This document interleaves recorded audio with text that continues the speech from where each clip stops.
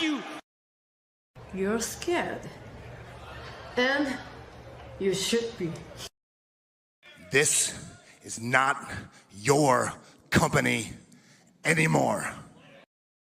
Leave the cheek of CM Punk.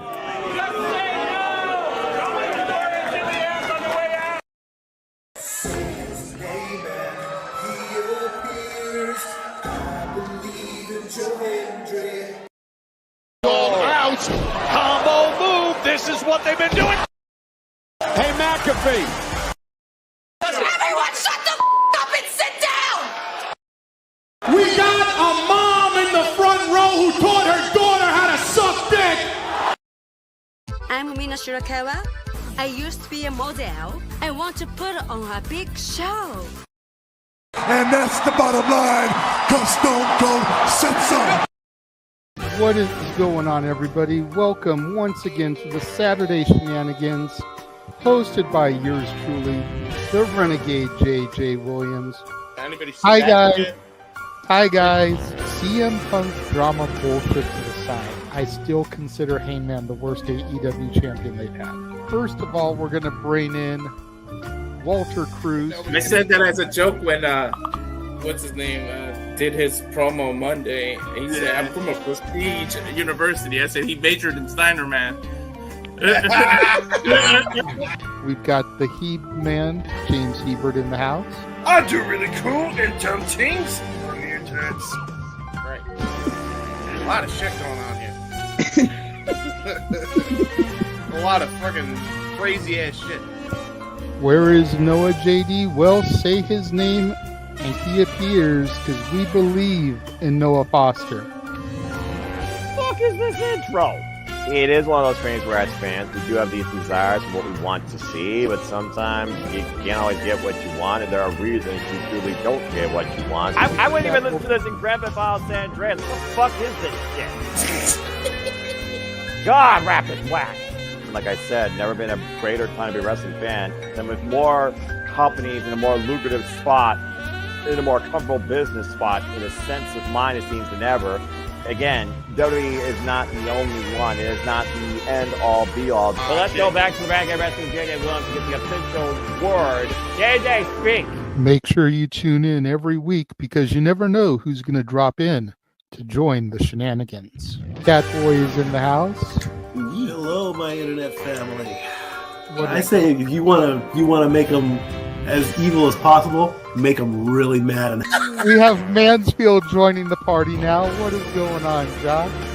Like I told no one when we were in Cleveland, him joining Chase U was just an unfortunate side effect of my shenanigans towards you, JJ. I know how it can get better, Noah. The panel chooses you. Shut the fuck up, Josh. He said that so like. They got the intro back. Yeah, I was gonna say. Just like how you and I had lunch together the other week. That was different. Ladies and gentlemen, the King is here. Say his name and he appears. We believe in King A-Train. There are so many believers in Joe Hendry. The only person on this panel that doesn't believe in Joe Hendry is King A-Train.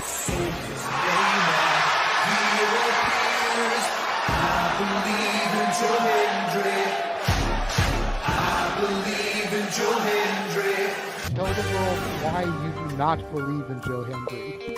The reason I do not believe Joe Hendry is he is Fandango 2.0 in a entrance merchant. I rest my case, Your Honor. Hey! There's nothing wrong with being an entrance merchant. He has some of the best entrances of all time. Teleporting into the command center, all the way from Angel Grove High, Datilla. Oh, yeah. I went to the command center on Thursday. I went to Vasquez Rocks, which is where they filmed a lot of episodes. Somebody actually climbed to the very top of those rocks. I made it halfway. I was like, I'm not going up there. Definitely Toni Storm versus Mariah May. That's the one match I probably am looking forward to the most. I really like the story. I'm familiar with all about Eve, so if it plays out that way, I kind of know how this is gonna go. Say goodnight, Datilla. Good night. James, you did say his name. So he shall appear, ladies and gentlemen. first time on the Shenanigans. Jeff Meacham is in the motherfucking house. All right, we're coming in hard with the botch. All right, fucking hell. It's good to be back. It's good to have an opportunity to talk to the crowd on a Saturday. If you want to have yourself stomach through it, you can go back and watch when the Main Event Mafia took over Impact. That's what James is talking about. So if everybody just joined us, we're talking about people sedating people, attempted murder, boys, and tips. Welcome to Saturday Shenanigans, everybody. Aren't you glad I'm back? Welcome back, Jeff. Cool. What is going on, everybody, and welcome once again to the weekly festivities that are the Saturday Shenanigans. I am, of course, your host and moderator for the evening. As always, the Renegade of Wrestling, JJ Williams. How is everybody doing tonight? We have an illustrious panel already here this evening. 7 people so far, and the birthday boy is not even here yet. He is out doing stuff with his family for his birthday. We can't begrudge him that. He is on his way. He will be here shortly. Let's go ahead and bring in everybody. First and foremost, the simple man with the countdown clock. Noah Foster, how are we doing this evening, my friend? I'm hot, I'm tired, I'm ready to go back to bed. So there you go. It has been a long freaking week, been a long day, and I was sleeping peacefully, and 3-hour nap flew by way too fast. So good to have you back where you belong, so I don't have to deal with this madness all night long. So get the show rolling so I can please go back to bed. Ugh. I will try to make things go as quickly and smoothly as they have as you've been moderating, but I do make no promises, especially with the crew that we have in here this day, this motley crew, if it were. I know who we deal with. I don't know if you truly do, though, because we have here this evening, our boy from Rock and Ropes, DJ, is here. What is going on, DJ? First of all, let me apologize, Noah, for all this actual shenanigans I'm going to be getting us into. Like I said, I only have to deal with you yahoos for this long. As soon as that clock hits 0, bye, see ya. It's going to be the greatest 111 minutes of your life. Just know, nonstop of DJ goodness. I'm hoping that by the time that hits 0, Noah's having so much fun that he forgets that hit 0 and he stretches it a little bit longer. Don't count your chickens before they hatch. Trust me, I'm not knowing you. You're a stickler for playing by the rules, but the last few weeks when you've been moderating, you've gone a little bit past your comfort zone because you've had to. My goal is to have you because you want to this week. And to help me do that, we have your favorite New Japan correspondent, our Canadian friend, Ash, here. What is going on, Ash? How are we doing today? You're muted, by the way, God darling. Damn it. Hello. Hi. I'm good. I just spent time with my dad and my grandma because I haven't seen them in a while. Priorities over passions. You know, woman after your heart there. Not like Her that. heart's in Canada. That's right. That's what her shirt says. Canada with a bunch of hearts. Yep. I got this for Canada Day because I'm working Canada Day, and I unfortunately won't be able to wear it while I'm at work. Ah, there you go. So I figured I'd wear it now in the Shenanigans because by the time it comes next week, Canada Day would already have passed.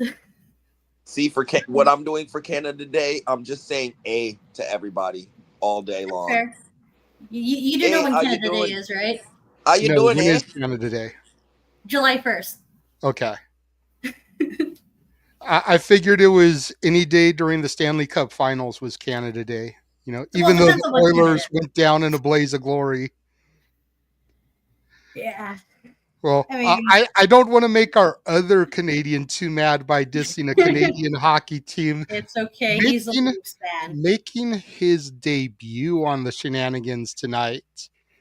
Live and direct from the spaces of X, Nick is in the house. What is going on, Nick? Welcome to the Shenanigans. Ladies and gentlemen, boys and girls, what's your Waffle House order? Damn it. That's right. Noah, Yeah. listen, this outfit is inspired by Noah because he always comes dressed for success. And I said, fuck it, we're having a Canadian tie. This one's for you, Noah. All right. I don't even know how to respond to that. That's the best way Noah could just absolutely know something. It's hilarious because less than an hour ago, I was in a space and everyone was talking about food. And our next panelist will go ahead and bring in, of course, everybody's favorite idiot, James. Where is Nick? We are sitting here talking about food and Nick isn't here. What is going on? I was like, Nick didn't even come. We were talking about food. It was nuts, man. You would. I was having food of my own. Dude, this evening has been quite a journey. There you go. It's all good. I popped in there. I was like, well, if we're being fair, Nick is probably getting prepared for Shenanigans because he is making his debut tonight. So he's gotta hype himself up for this experience. A little bit. There you go. Especially being on a panel with the founding father. Fuck Matthew and Nicholas Massey. We're talking about the real founding father here. The man who brought us all together like the fucking Megazord that we are. Jeff Meacham is in the house making his return. Snorted first thing. Here we go. Yes! God damn it. I brought the Megazord together. Well, you know what? I'm as bald as Zordon. Fuck it. Why not? Let's go. Let's fucking go. That's and why James is as we did that. stupid as Alpha half the time, so it's perfect. The rest of us are the Rangers. So DJ can be Tommy because sometimes he's here, sometimes he's not. Just kind of shows up whenever he wants. Yeah. Well, hey, you know what? Phone loses its That power, is just perfect. like the Green Ranger lost its power, had to get turned into the White Ranger. Let's be clear though. Jason David Frank is probably the best Ranger. Period. Dude, for real. If the 19th was any other time except Disney karaoke and we had to Till in here for that, dude, DJ and her could throw down over this Ranger topic for sure. Jesus Christ. Because I think she may agree with you, but I don't know. She's partial to her pink, so we'll see. Well, yeah, she's definitely the Pink Ranger, which would make Ash the Yellow Ranger by default. Yes. And then we can rock, paper, scissors over the rest of it. Yeah. But yeah, I'm glad to be back, man. It has been a hot fucking minute since I've not only been on the show, but in my house during the show. Like usually I'm trying to sneak around backstage and some shit like fucking. So it's awesome to be here. And the Cleavers here. There we go. The Cleavers here in the audience. I love it. First of all, God, I'm all fucked up my direction. I'm on a brand new device, by the way, so I'm all fucked up here. I'm sorry, guys. Nick, good. No, here we go. Nick, good to see you. Good to see you making your debut. You were right the first time. You were right the first time. Yeah, you were right the first time. I am? Okay, so going this way, I'm not pointing at Other Nick. way. Yeah, you're pointing at All right, DJ. hang on. All right, in that case, I need to fix my camera. Yeah, obviously. I think your camera's turned around. Guys, I'm just going to give it. Hi, Yeah. everybody. Hi, there's Nick. Okay, there we go. Nick, good to meet you at last. DJ, always good to see you, even though we're seeing your avatar. And Ash, I know you've become part of this team in a lot of my absence, so I'm glad you've been sticking around for the long haul. And you three Yahoos on top, I love you fuckers to death. I love Noah's taking the John Cena gimmick and running with it with the freaking black and white screen and just no selling a goddamn thing. I'm here for you, Foster. I love you, miss you, dude. Well, kind of expectedly, kind of unexpectedly, we do have another panelist just popped into the green room. Ladies and gentlemen, after calling a Game 6 and a Game 7 this postseason, Stat Boy Mike is in the motherfucking house. I am so glad he's here because I shared in our group chat here a picture that Greg shared in the Greg Cherry Show group chat that I wanted the audience to see. So I'm glad Mikey popped in. This is definitely more than a menage a trois. I can tell you that much. And the birthday boy still isn't even here I yet. know. It's crazy. Once Walter pops in, we'll start the group sharing as far as the photos go and everything. But and the microphones sound crisp. I really hope we get like this epic. Oh, guys, I went out. I was on a bender. I had 18 beers. He pulled a Stone Cold. It was like I had one beer, then I had another beer, then another beer, and a margarita. Like I hope he goes off the rails. Yeah, no. So- he's bowling, but yeah. Yeah, I was gonna say the show may go off the rails like everyone has had that much to drink, but Right, Walter no, is that's fair. bowling with his wife, his kids, nephews, cousins. So he may partake in a beverage, maybe two, but he's not going to come in here fucked up. Well, not fucked up, but Because odds are perennially he's the fucked one that's up. going to be driving home. So Well, but Walter grows the shit, so he's going to be doing something at least. Yeah, there's Something. at least that. Oh, no. God, no! Oh no! Oh no! No! I'm sorry, no, James. no. I didn't mean to. And so it begins. No. Mikey, the James, answer to that don't question is start being always yes, condescending especially with his now. final boss status. Guys, listen, we got 103 minutes and 28 seconds for Noah. yeah, That shit's counting down. And don't apologize for starting to something. James knew he was walking into his own personal hell tonight.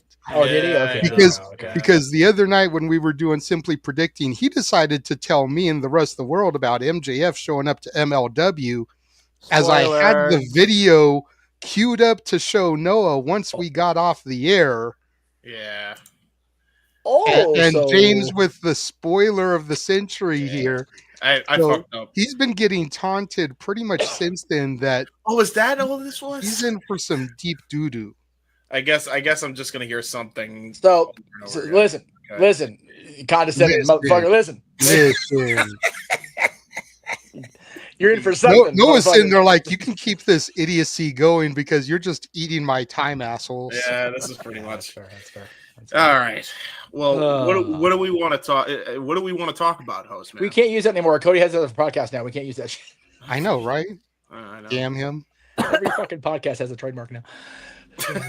Every catchphrase has a trademark. What are you Yeah, I know. Fucking hell. Good show though. Fun show, dude. Him and KO fucking were funny. Dude, that was a fun ass podcast. It was fun ass episode. Props to the American Nightmare and KO. Chris, we don't want to advocate for bodily harm or vehicular manslaughter, even if it is a fucking Disney scooter. Or an Autopia car that doesn't go off the track. We don't want to. We do not want to, throw that type of stuff out. You need to augment that by two things. One, it is my own scooter now that I bought. But number two, the Autopia cars don't always go off the track. We did have a derail a couple weeks ago. Fair enough. Shit, at this age though, we still know what the fuck happened. Not a clue. Yikes. At this point though, you and Goldberg can have scooter races with how old Goldberg is. Yeah. Fuck Goldberg. I'm not giving him the time of day. First of all. The Daytona 50 instead of the Daytona 500. More like the Daytona 5. More like the NAACP 500. Yeah, the Daytona 25. Or not AARP. Wrong. Unless you're in the NAACP, Goldberg, I don't qualify for that race, DJ. I'm just throwing that out there now. I'm mixing up my letters. I'm sorry. It's late night over here. I'm like Noah. I'm fighting sleep. What about the Catalina wine mixer, though? Yeah, you stuck for this guy too, Nick. There we go. We're naming random events.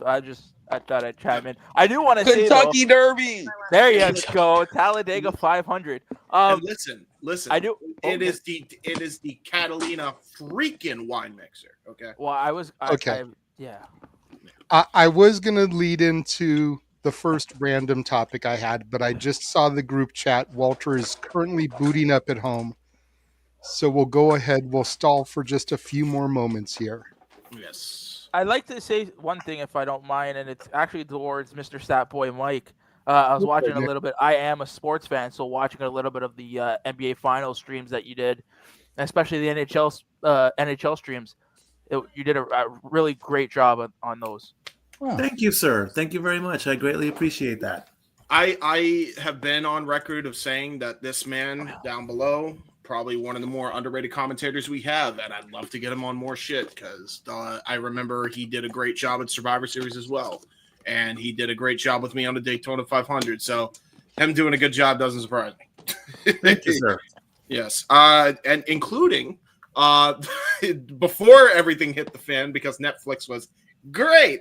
The boxing card for Mike Tyson, Jake Paul was fun. That was fun too. That was such a rigged fight. Yeah. I'm not getting into it. I'm not getting into it. Yeah, no, trust me. I feel you, Nick. I feel you. Won't do it.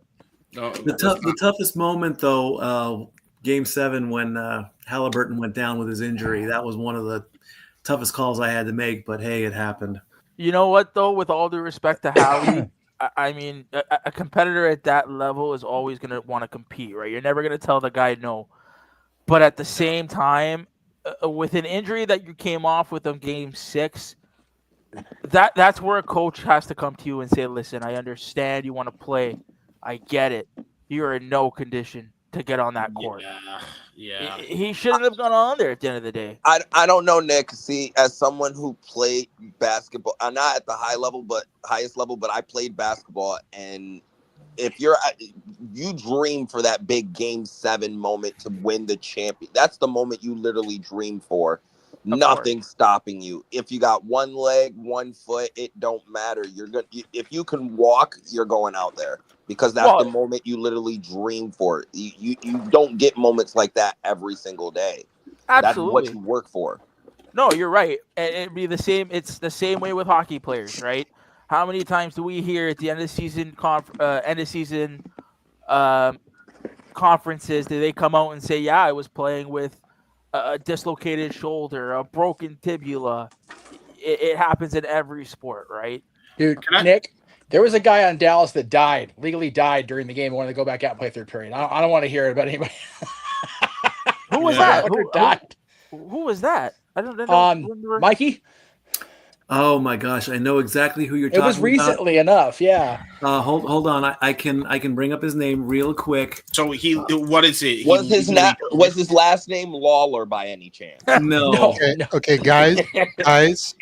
The birthday boy has arrived. Yeah. Happy birthday, Walter. Felice Scoopignon, motherfucker. I love it. Kelvin Joseph, by the way. And happy birthday, Walter. Woohoo! Happy birthday, Walter. See, I said it in his native tongue, so it was more special. Yeah. Damn. So yeah, Walter, you good, brother? He done jumped in and he's already on the headset talking to somebody else. Damn it, Walter. Can't get home and settle in first. Jesus. Oh my God. Well, y'all know how it is when it's your birthday, man. Everybody wants to get in touch with you. Everybody wants to wish you well. Yeah. And it could just be his headset was fucking up. It could be that too. Take yeah. Let's try this again. All right. Happy birthday to a man named Walter. Thank you, everybody. Look, you got the Brady Bunch screen going, Walter. Look at this. Yeah, Walter, right. How old did you turn? 18? 42, man. Oh yeah, that's barely legal the way I like them. Oh God, Jesus. Wow. Check, please. Off the rails already. You know what? I don't think Noah has said a word since he told us how he was doing tonight. I'm trying my absolute hardest to pop him over here. I'm trying to be nice because we just drank out of a damn fishbowl and I've never done that, and that was a lot of alcohol. All right, so Nick is on it here. Nick was saying that he wanted you to be here and be like, I had 1 beer, I had 2 beers, I had 3 beers, I had a margarita, I had 4 beers. Listen, you only turn 42 once, guys. You just. It's not even. What do you mean? What do you mean by that? No, I didn't even know what those were. But that bowling alley sells like fish bowls. Well, Noah, do you at least want to say happy birthday to the birthday boy? At least. No. You already did it. Move on. Damn. What's the matter? It's 95 degrees over there. Yes. No, we're suffering no fools and giving no fucks tonight. Got it. Yeah, for real. he is like legitimately sweltering, and it's fucking hot as shit. It's in there. fucking hot in Ohio for sure. Dude, Yeah. it was It's super hot hot in the damn everywhere. bowling alley. I was like, "Where's the AC? Damn it!" I feel you. Well, You're in Cali right now, yeah, Walter? Nah, I'm still in Connecticut. Oh, okay. yeah, no, it's all over the place as far as temperature goes in New England right now. Like I somehow have the cool weather while he doesn't. I don't know how that happened, but Yeah, we hit the 90s, but not too high in the 90s out here in fucking SoCal. So Lily. Come on, Lily. God damn it, Don't Lily. diss your That's husband his like wife, that. so you know she's allowed to give him that Yeah, shit. That's the she's fishbowl out of her too, because it was like So, a 4-person drink. Walter, if I may, before you bowled that ball, Mhm. we gotta know the secret. Did you blow on your fingers? Did you use the air thing on the ramp? How did you bowl? The Did you air. Did you go 3 fingers? Did you go a whole hand? How did you? What's the secret? Yes, Walter, how'd you fingers. penetrate the ball? Did you go 3 fingers? Did you, how we? I fingered the ball. So what Nick wants to know is how many fingers did you stick in the holes, Walter? 3. No. All right. So anyways, let's bring the train back on the track before Noah knocks like 30 minutes off of that timer. Yes. What's the timer I wanted- for? It's for when he goes to leaves. bed. God damn it. Come on. You don't know this? Give To me be one fair, eye. Statboy did join late, so he didn't know. That's fair. All right. What are we talking about, JJ? So I wanted to just have some fun today. You know, I'm sure the chat's going to be bringing up some questions and whatnot. Just as a friendly reminder, we will not be covering Night of Champions, so please don't ask questions about it. Yeah. So I wanted to do something fun to kick things off here, and we've got 9 of us here. There you go. So I want to go around the horn twice each, and what we're going to do here tonight is we are going to put together the Saturday Shenanigans wrestling theme playlist. Ooh. Everyone is going to get to pick 2 songs for the playlist. I'll make the playlist on Spotify. It'll be a public playlist, so it can be searched and everything. But I think this is something fun to do. It can be any era, any company. I don't care if it's an indie wrestling theme. I don't care if it's AEW, WCW, ECW, TNA, WWF, Golden Era, Attitude Era, Current Era. It can be Def Rebel, Jim Johnston, CFO Money. I don't give a fuck. I like it. But we're going to put together the definitive Saturday Shenanigans wrestling theme playlist. And this could be like show themes, wrestling themes, all that shit. Wrestler theme only. We won't do the TV themes. Gotcha. You know, as so far no as like, Let the you know, Body to the Floor. SmackDown. Yeah, we're not doing like Across the Nation, Thorn in My Eye, that type of stuff. Okay, gotcha. Fair enough. Wrestlers have to actually have used this song to come to the ring. Okay? Got it. So I have a cheat code. I said 18.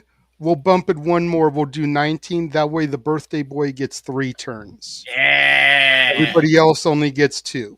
I like that idea. So we're going to start with Walter. Yes. Then we'll go up to Noah, James, Mike, Ash, Nick, DJ, Jeff, me, Yeah. Walter, repeat, and then Walter. Sounds good. So Walter, you're starting us off. First theme song on the playlist. What are you picking? I'm gonna pick what my son is working on turning into my theme, but I'm gonna pick Paul Orndorff, the wonderful. You know you are so wonderful. I'm gonna pick that one. Not the I like that. I like that. Not a bad one. It's actually on Spotify, so there you go. There you go. All right. Noah. Evolution. Real? Ooh, okay. Right out of the gate with the heavy ones. Okay. I am going to go with CM Punk, Randy Orton, and Judgment Day's This Fire Burns. Sure Okay. rules. There you go. That brings us to Stat Boy. I'm gonna go with man, there's so many to pick. I'm gonna go with Metalingus. Edge. Okay. There you go. Not bad. Ash? You gotta have Shawn Michaels on that playlist. Not I'm a wrestling surprised playlist without some Shawn Michaels. I'm surprised the LB kid didn't pick Shawn Michaels or DX. I had a if I'm feeling being that you were honest. gonna take that one, so I let you have it. So Ash, which version of it though? Yes. Are we doing the Sherry version or the Shawn version?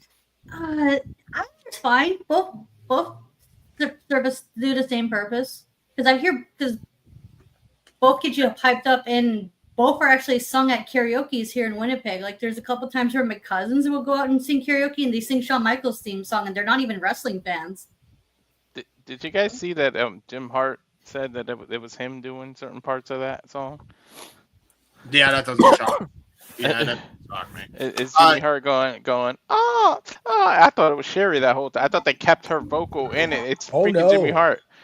No, once she left the company, man, they exorcised her from that thing. Really?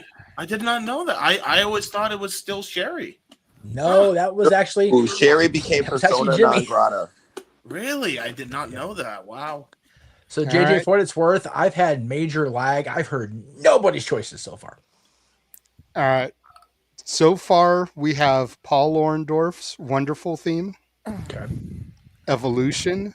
Okay. This Fire Burns, Metalingus, and Sexy Boy. Okay. It is now on Nick. Hi, Nick.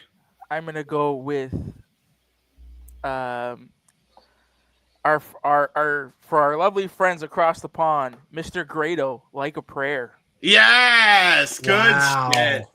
Yes. Life is a mystery. Let's get some Madonna up in this shiznit. Yeah, I like All that. right. I like that. That's a good one. Good show. DJ?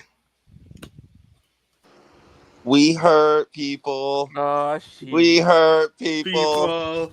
We hurt people. All you guys are WWE shills, okay? You don't know a good theme song if it smacked you in the face. How dare you guys not make an AEW choice?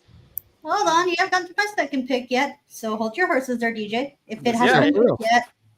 AEW first. How dare you? Hey, Metalingus is an AEW theme now. Actually, Yeah, yeah, that's true, yeah. she did pick a Coke theme. That's true. So there you go. Who? Jeff? You're an asshole, Walter. Oh God. Okay. Well, I'm gonna be that guy and throw it in there. The NWO theme, Rock House. Yeah. We know for sure, reading the Nitro book, it is a straight up recycled porn theme, and I give even less of a fuck that it is now. I don't care. Now that I've heard that, it makes so much sense. There you go. It's a hop, skip, and jump from bow chicka wow wow to For real. down. Just saying. It's Well, pretty that's much what WCW did. You know, they took freaking Smells Like Teen Spirit and they changed the order of the chords up just a little bit, so it wasn't God a damn it. complete ripoff. God damn it, Jimmy. God damn it. Jimmy didn't do that. That was done before Jimmy even got to WCW. Oh, that's right. You're right, because it was a what was it? A Turner Library stock track. I think it. Well, fucking, you know who's definitely was a ripoff. Jericho. No, Jericho was basketball theme number 42 or whatever the fuck he said in his book. Ironically, the Hardys theme, which is why they're able to use it in AEW and TNA, was in the Turner Library before it became public use. Hardcore Holly's theme. Oh, sorry. Crash and Molly's theme. Really, Hardcore Holly used a different one later, but God, I just had the other one on the tip of my tongue. I was going to say who it was. Fucking Raven. Raven's theme was a direct.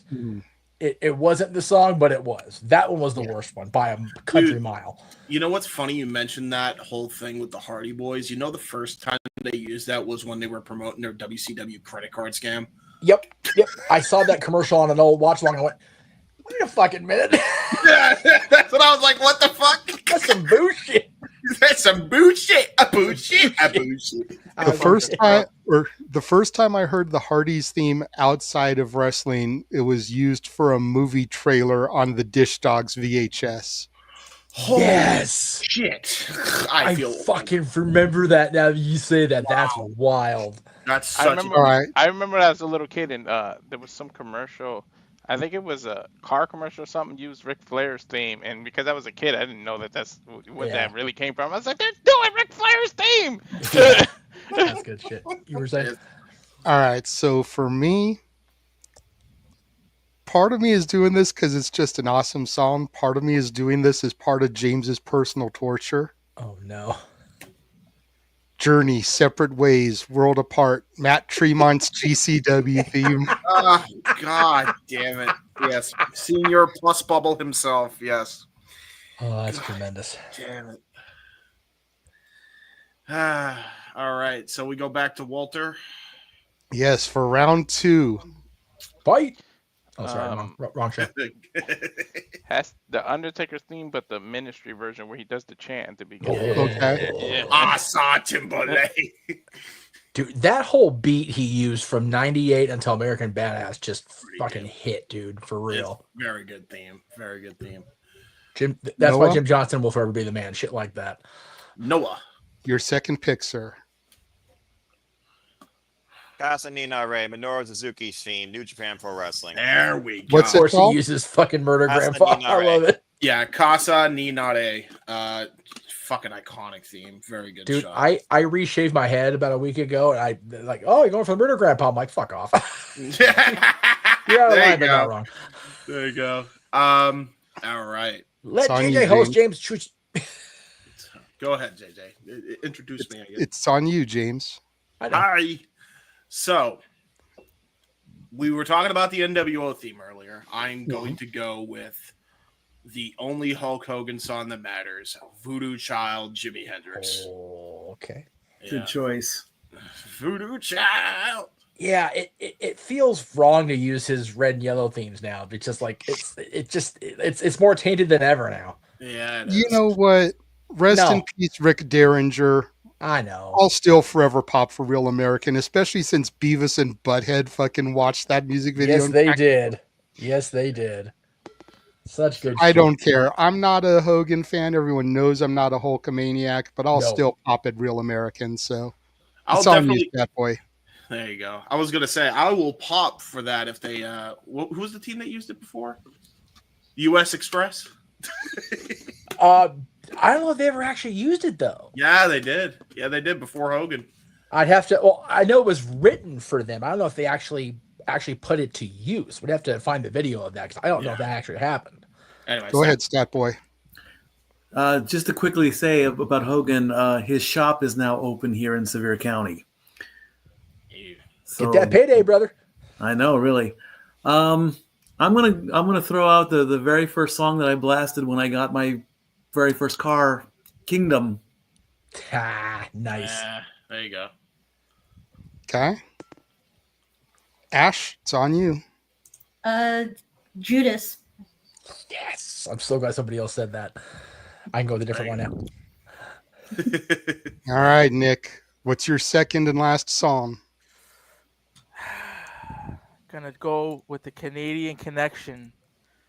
Kenny by God Omega's Battle Cry.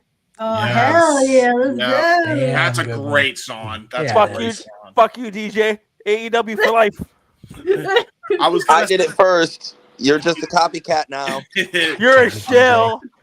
Listen, I will say, Little V Mills is such a goddamn underrated artist. He should be used way more. Dude, Way Kenny's more. song.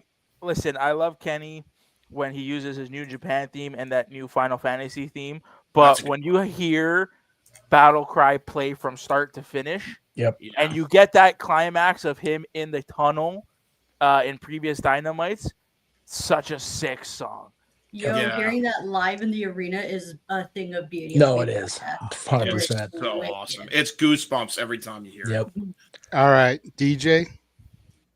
All right, I'm going to preface this by saying this person should not be cherished or honored in any way, but his theme song is legendary to my childhood. Whatever by Our Lady of Peace, Chris Benoit's theme song. No, that's a. Yeah. fucking banger of a song. They just now started doing that again on their concerts. I'm like, I was shocked. good. I was shocked about it. No, you know what though? It's such a banger of a song, and we just need time to get past it. Yeah, I feel like it should have been reused by now, but just because who it's attached to, like, it's not really remembered much as a theme song, but it's an extremely good theme song. Yeah. All right, Jeff, it's on you for your second one.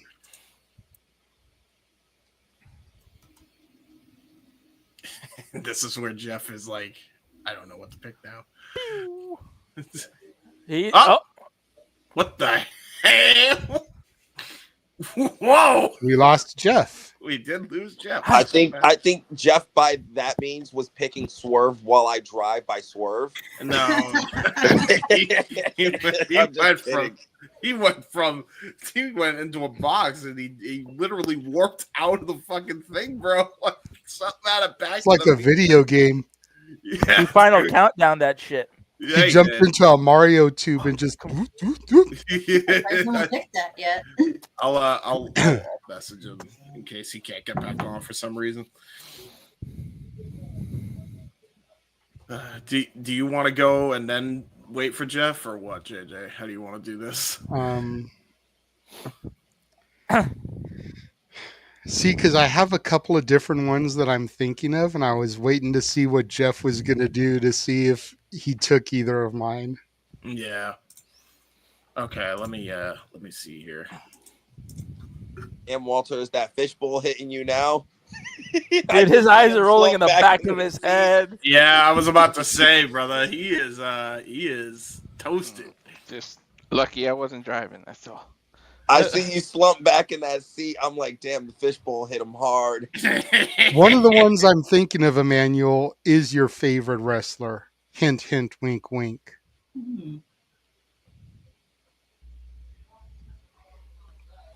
I don't know who his favorite wrestler is. Here he is. There he I like to is. do Paul Heyman's version. All right. He's okay. Okay, so first of all, am I coming in better, worse, or same? Pretty much the same. Yeah, you're good. I was on the iPad. I'm on the iPhone. Yes, I'm back in the cult. Don't hate at me, Samsung folks. Yep. Okay, I need volume control. So Jesus it's Christ. your pick for your second theme. Okay. What did I miss, or did you skip over me, or? No, we just waited for you. The last one was whatever for Nick. Okay. Or DJ, excuse me. Yeah. Man, trying to think of something that just wouldn't be. But you know what? We're going for the definitive and the songs we all want to hear. So you know what? For this generation, and so I don't take what I think JJ would pick if he was picking this person. I'll go with The Time Is Now, John Cena. Okay. Which means. Well, I was thinking if he picked John Cena, it'd be Basic Thugonomics. I didn't want to take that away because I know he likes that song. So I didn't. Gotta do Paul Heyman. Basic Thugonomics is definitely one I was thinking of, but I didn't want there to be two for the same wrestler. Well, No, Jeff, it's okay because I did have another song that I was thinking of. That's what I said while you were gone. Oh, as I have two that I'm really weighing between. I wanted to see what Jeff was going to do. Okay, cool. So since you took Cena, I am going to take the man who literally came from behind his booth to walk over to the barricade to say hello to you.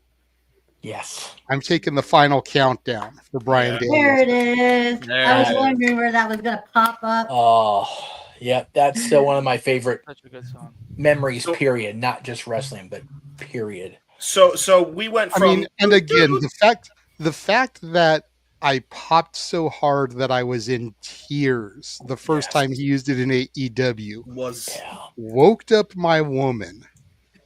I realized what it was before Noah even realized what it was and called it on the air. Yep. Just everything. And as great as it was seeing that crowd at Forbidden Door do it, there's nothing like a couple hundred people at a bingo hall singing every fucking word of the final countdown all the way up through the chorus. Yeah. Where the chorus cuts off just before it's the final countdown, and you just have the whole crowd doing that part. It didn't matter how sweaty or crowded that sweat box got in freaking Hollywood, man. We all did it. There we go. Yeah, and, All and right. Nick was there live for it, by the way. Walter, bring us home. What is the final song, birthday boy? I was stuck between two. I was gonna go with Broken Dreams, but instead, I'll be remiss if I don't do this. I'm gonna go with my homegirl and everything she's done for me. So I'm gonna go with Tiffany Nieves, number 1. Oh, there you go. Wow. All right. I like There it. you go. There you go. Little shout out. Little shout out. I love how Jeff and JJ went from do do do do to do do do do. Yeah. We had to do it once. Hey. But yeah, All right. So number 1.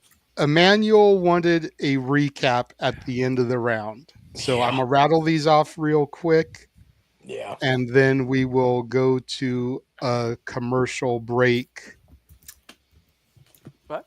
So give me un momento. So Emmanuel, these songs are Paul Orndorff's Wonderful, Evolution, This Fire Burns, Metalingus, Sexy Boy, the Sean version, Like a Prayer, which is Grado's theme, Hurt Syndicate, NWO Rockhouse, Journey's Separate Ways, which is the theme for Matt Tremont and GCW, Undertaker's Ministry of Darkness theme with the Speaking in Tongues, Minoru Suzuki, can you say it one more time, Noah? Casa Nina Ray. Thank you. Voodoo Child for Hogan. Yep. Kingdom, Judas, Battle Cry, Whatever, My Time Is Now, The Final Countdown, and number 1. Not bad. Not bad at all. You love to see That is the playlist. So it will be put together. It will be on Spotify, assuming all the songs are on there. If not, then I'll put it together on YouTube. I was going to say, James had asked about the Disney playlist. I am going to do it on both once my cohort in crime here and I go over everything tomorrow. Yeah, there you go. Because there were a few movies where he was heavy on songs, a few movies where he was light on songs. Yep. There's some stuff that I'm like, I get you're a huge fan of that movie, but I've I never feel that. seen it. Yeah. It's like you lift off songs from these movies. He's like, I still haven't seen them yet. Bad cast member. So we're gonna make like AEW and conglomerate. Yes. Trim a couple off, add a few, and then Jeff will send out the list. Sounds Yes. good. Yeah, because we've got, as of now, we're 3 weeks out. So, But before all that, we will be right back after this commercial break. And now for a taste of things to come.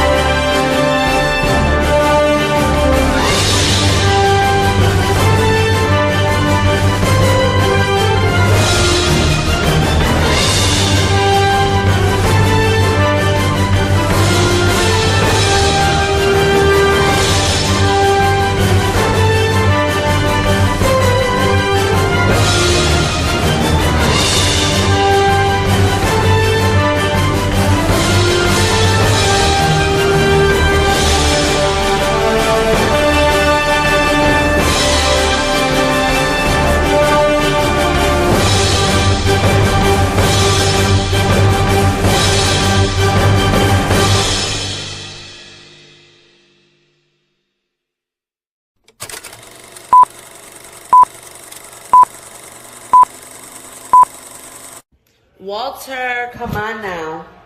You know La Princesa is here to make your birthday TVMA. That's right. It's La Princesa, one half of the NWA Women's Tag Team, and of course, the one, the only, TV's most attractive NWA's TV champion, Tiffany Nieves. And I'm here to remind you that your homies, your friends, JJ, James, and Noah simply believe that you are the MVP of Simply Reliable Studios. That's right, they couldn't do it without you, just like I couldn't do it without you. That's right, you always show me love, you always show support. You are the Boricua, just like me. So I just want to let you know, I'm wishing you so much wealth, health, and this year, of course, like every year, to stay beautiful. Get it? Got it? Bueno, feliz cumpleaños, and that is TVMA approved. Dude. You're muted. You're muted. That was awesome of her. That was nice. And I did not even know that. And look, I picked her song on the playlist. That's freaking crazy. Yeah, man. Dude, I didn't even know you two became like actual friends, by the way. I just got told that yesterday. I'm like, dude, oh shit, this is my awesome. My wife calls her our cousin. She was like, she'd be like, "That's cuz right there. They're making dinner plans at the house and stuff." No, you're shitting me. Oh, you're kidding me. Oh man, it's that type of friendship. Man, Jeff, you missed it. His best friend came on. Okay, so I don't know. I'm probably gonna beat Noah off the air. Apparently, in my absence today, there have been ungodly internet issues throughout the house. Yep. Nobody told me. I was not aware. So if I blip again, it may have to be a bye-bye. I don't know. Okay, fair enough. I'm trying real hard to figure out why. I'm being told it's not because I'm using the new devices, because all the internet's been having trouble here. But my ass is chapped about it. So I'm gonna end up like Noah, just say let's get it fucking move on here. Yeah, I don't blame you.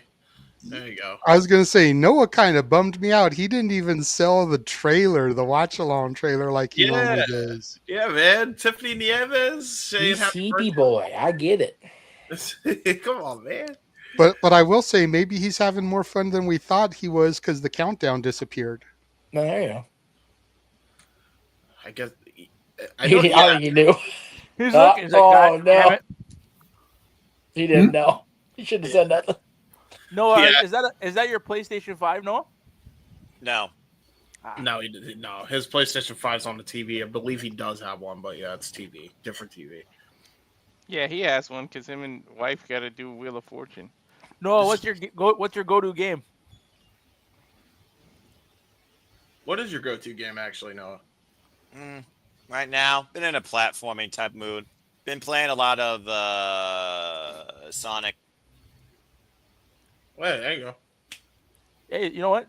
Sonic Adventure 2 Battle was probably the best Sonic game that was made. So Definitely up there as one of the best 3Ds of all time. But the 3D genre came back with Frontiers and Shadow and Sonic Generations. So I was just gonna say Shadow Generations just dropped and it's really good. they need to do more to the Shadow campaign. I already done the Sonic one 3 times. Get some fresh content out there. Fair enough. Jay, real quick before you introduce the topic, am I pointing to you? Am I good? Yes. Oh, wait, no, hang on. That's stupid because it's the mirror. Am I pointing to Walter? Yes. Okay, we're good. Okay, thank you. Sweet. Well, before we move on, we did receive a super chat from Emmanuel. Shame on you guys. Nobody picked Gilbert's theme, who killed WCW and Goldberg's career. A man who put fear in that man's soul. Noah, start me a countdown clock. I love Emmanuel sometimes. I do too. And you know what? I think he's being salty toward me and trying to bring up Billy Boy because his Oilers got their ass whooped. Anyway. That's fair. That's fair. I mean, I can be high salty too, that I motherfucker. I know don't care. that's pissed that a Canadian team lost. Oh, listen, guys. Come on, it's too soon. Too soon. Never too soon. Never too soon. Never too soon when you deal with us from the Casa DAT. you're in the wrong room for that phrase. I know. Listen, all I know is the Leafs will be all right next year when we get McDavid. That's all I know. Mhm. We'll be all right. Sorry, had to snicker there. Damn. Not even Ash believes in that fucking statement. Jesus Christ. Listen, every year is our year. Let's be real clear about that. Every year is the Leafs' year. Every year is your year if you live in Delulu land. Yes. You sound like a Knicks fan. I actually did think that the Oilers actually did have a chance this year, and I really would like to see a Canadian team win at some point during my lifetime. I mean, I would have gone either way. I was happy with the way the Panthers played and went back to back, but Canadians can skate before they walk. They got to get the cup at some point. This is I true. don't know how to skate. And I'm from Canada. This is true. This is Well, true. we just lost Jeff again, which unfortunately he did say that he was having issues. So, Emmanuel, he may have to wait on that PayPal donation until next show. Yeah. I was going to say, though, if a Canadian team has to win the Stanley Cup at some point here, then maybe we can at least make it the Canucks. Give Jeff a reason to wear the Canucks jersey that his friend bought. The Canucks have more issues than people care to admit, I think, in that locker room. Yeah. Before I say what I'm going to say next, what did I miss about it's going to be our year or something about our year? They were going off about the Maple Leafs. It's going to be their year. Go. And But- I said, if a Canadian team has to win the cup, can we at least have it be the Canucks? That way Jeff has an excuse to wear his Canucks jersey. Fuck the Canucks. They got Evander Kane. Fuck them too. Hey, listen, with that trade, That doesn't give a Canuck. Ha ha ha ha ha. Aha! Doesn't give a Canuck. Listen, So if my text to my dad when that trade was announced was the Oiler hate will persist for all time. But the Canucks gave us a real big reason to dislike those assholes too now by picking up Evander Kane. So well, let's sorry to be on the sports talk, but let's call a spade, right? We have in the Oilers case, you have to make that cap room for signing McDavid because that's your first priority for them. Right? No, and I agree with keeping Connor happy and keeping Draisaitl happy and making sure Perry remains a ferret face fuck. That's fine. That's fine. But Evander Kane being on the roster, just good. Bye. Go good. But the Canucks have enough problems. It is just their fans are a problem in and of themselves. Yeah. So if we look at the landscape of Canadian teams right now, I think and I hate to say it, but realistically, the only one that can maybe make a dent next year would probably be the Sens or even the Habs. Like the Leafs, listen, if we look at it, if we're going to look at it logically, the Canucks, they have to worry about their dressing room. The Oilers need a goalie. Winnipeg, they need something other than Hellebuck. The Leafs, That's not a lie. That's true. That's really true. The Leafs, I have to pray clock is for. going faster. You guys can't see it, but it's happening. God damn it! That's what I was gonna point out. It's like we've only got Noah for a little more than an hour. y'all. Let's try. Can we not do the sports talk here? That's what Stat Boy Sports Bar is for. I will say, when that ever comes back on the air. Yes, honestly, we might have another co-host. I could listen to him, Jeff, and Nick talk sports all day. Now you got a new co-host potential. Sports are my thing. Sports are my thing. That's somebody to reach out to. Yeah, I love me some hockey. Yep. I'm glad the draft's over and then we didn't totally suck. So a waste of 3 hours of my fucking life for us. We had a good draft and it was here in LA and we got to see Bailey pay homage and vice versa to two truly great former Ducks. So I'm okay with that. Right, Connie Moreau and Charlie Conway, baby. That's right. That's true. She's no lady, she's a duck. Karen. Quack. All right.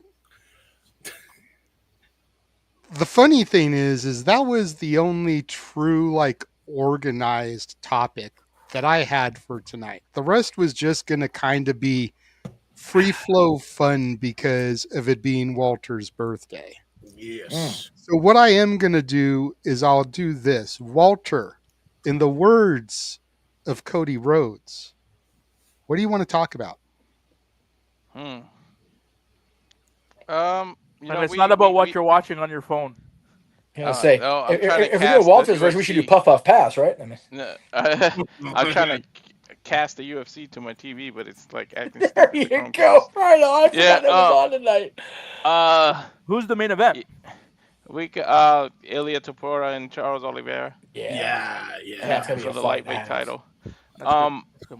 You know what? We kind of alluded to it on the spaces, so we should talk about Cody heel possibly turning heel sometime soon? ? Yeah. I am mad about that. Yeah. I should have got a video of like what he actually said, so we could frame why we want to talk about it. Well, so it was an interview that he did where he basically alluded to the fact that his babyface run could be coming to an end sooner rather than later. Yep. I do remember this. I mean, without talking about what happened, at the show today, because we're not talking about that show. Right. The fact that he won the way he won and immediately seemed to know that was the reason he won, and Randy sulking up the aisle after it, I'm inclined to believe that Randy's going to turn on him when he faces John at SummerSlam.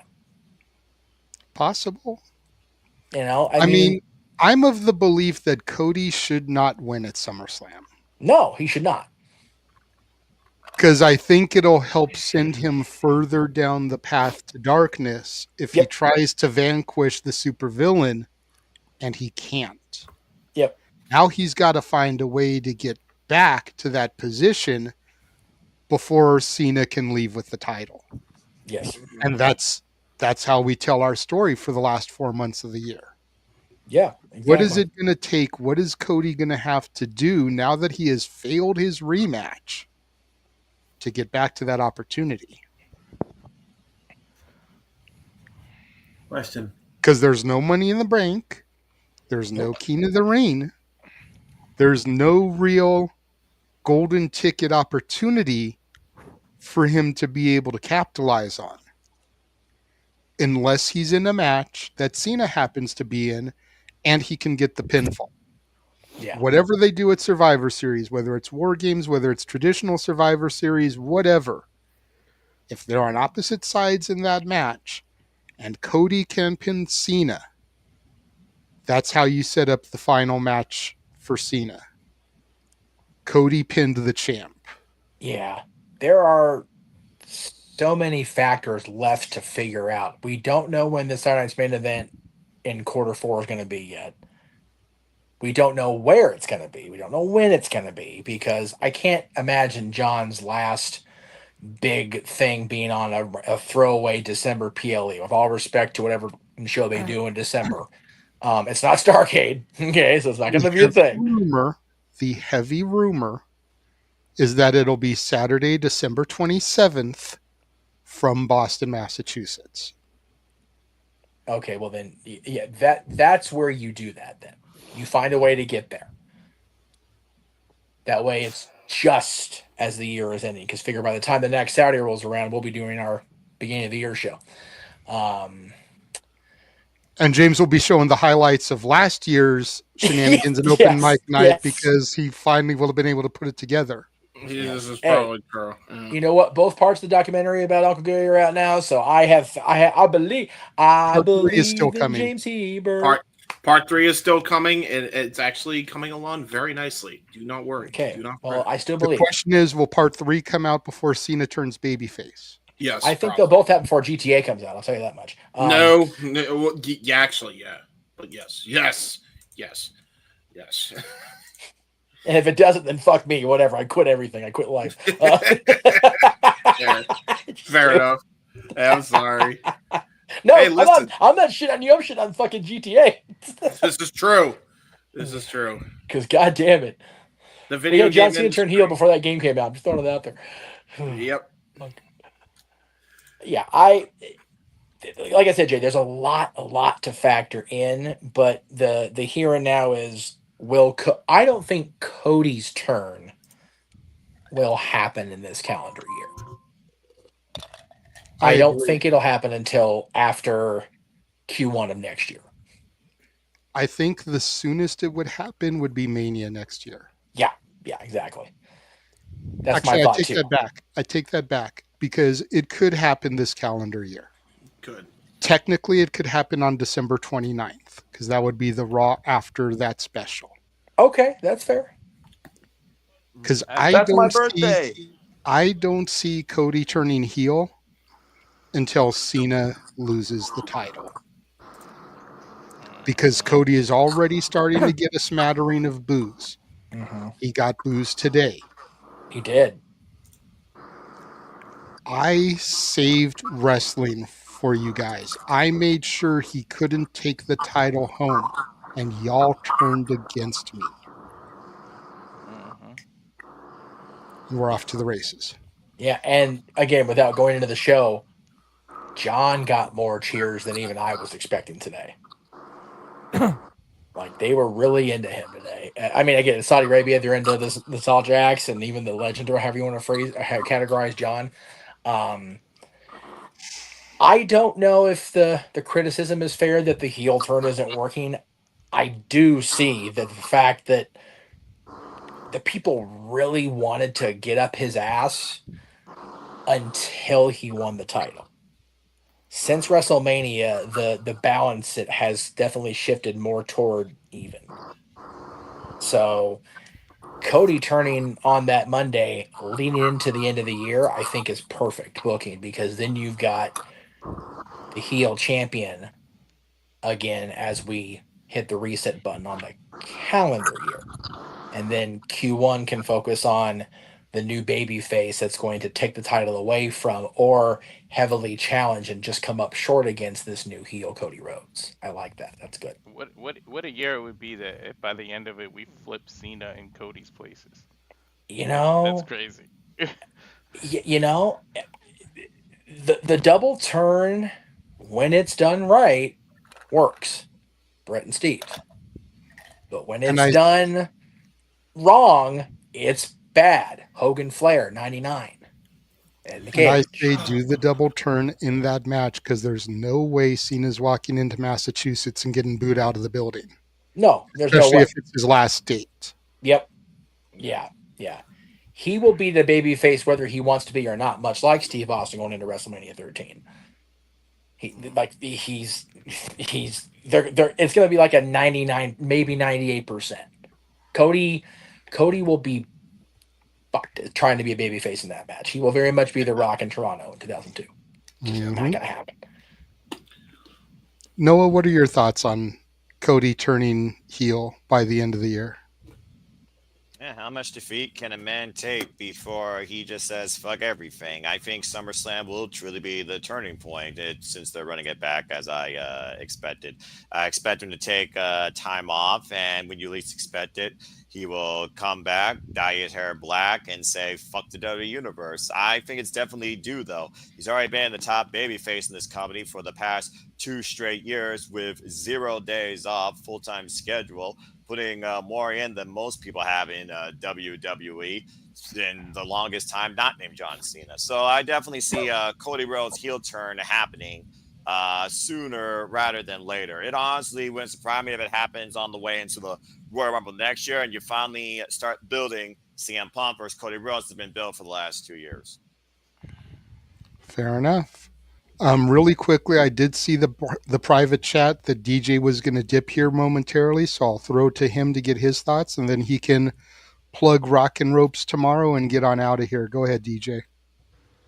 So, in terms of Cody turning heel, I want it because I know it's going to be good. Cody's ROH heel run and indie heel run is pretty much what put him on the map. Accurate. So I know Cody being a heel is going to be phenomenal. My only issue is what baby faces are he going to be working with for the future? You know what I mean? WWE's doing a great job of making really, really good, interesting heels. The babyface department is going to be lacking, though, once they lose Cody. So that's my only issue and concern going into it. What if Sammy wins the Rumble next year and challenges Cody? Potentially, but then there's I don't know. I don't think Sammy's the guy for Cody to beat, if that makes sense. If anything, if Sammy's going to get his big title win, there's only one person truly who he should be getting that title win off of, and that's Kevin Owens. There's no guarantee KO will come back, though. This could have been a career-ending neck injury. So we've got to keep that in mind. You're right. I like to pray for the best. I like to dream for the best possible possibilities. Me too. No one wants to see KO have to hang it up for good, but when it comes to the neck, that's a serious injury. You never know if someone's going to be able to come back and if they'll ever be the same. Austin was never the same after his neck injury.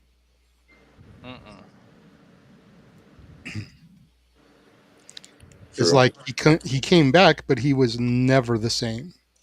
I know, but we could say the same thing about both Cope and Danielson. Cope isn't really the best example, but Danielson, he's kind of an exception to the case, and he kind of works the rare exception. But he works more of a similar style to what Kevin Owens kind of works, except Kevin Owens is more of a bigger guy.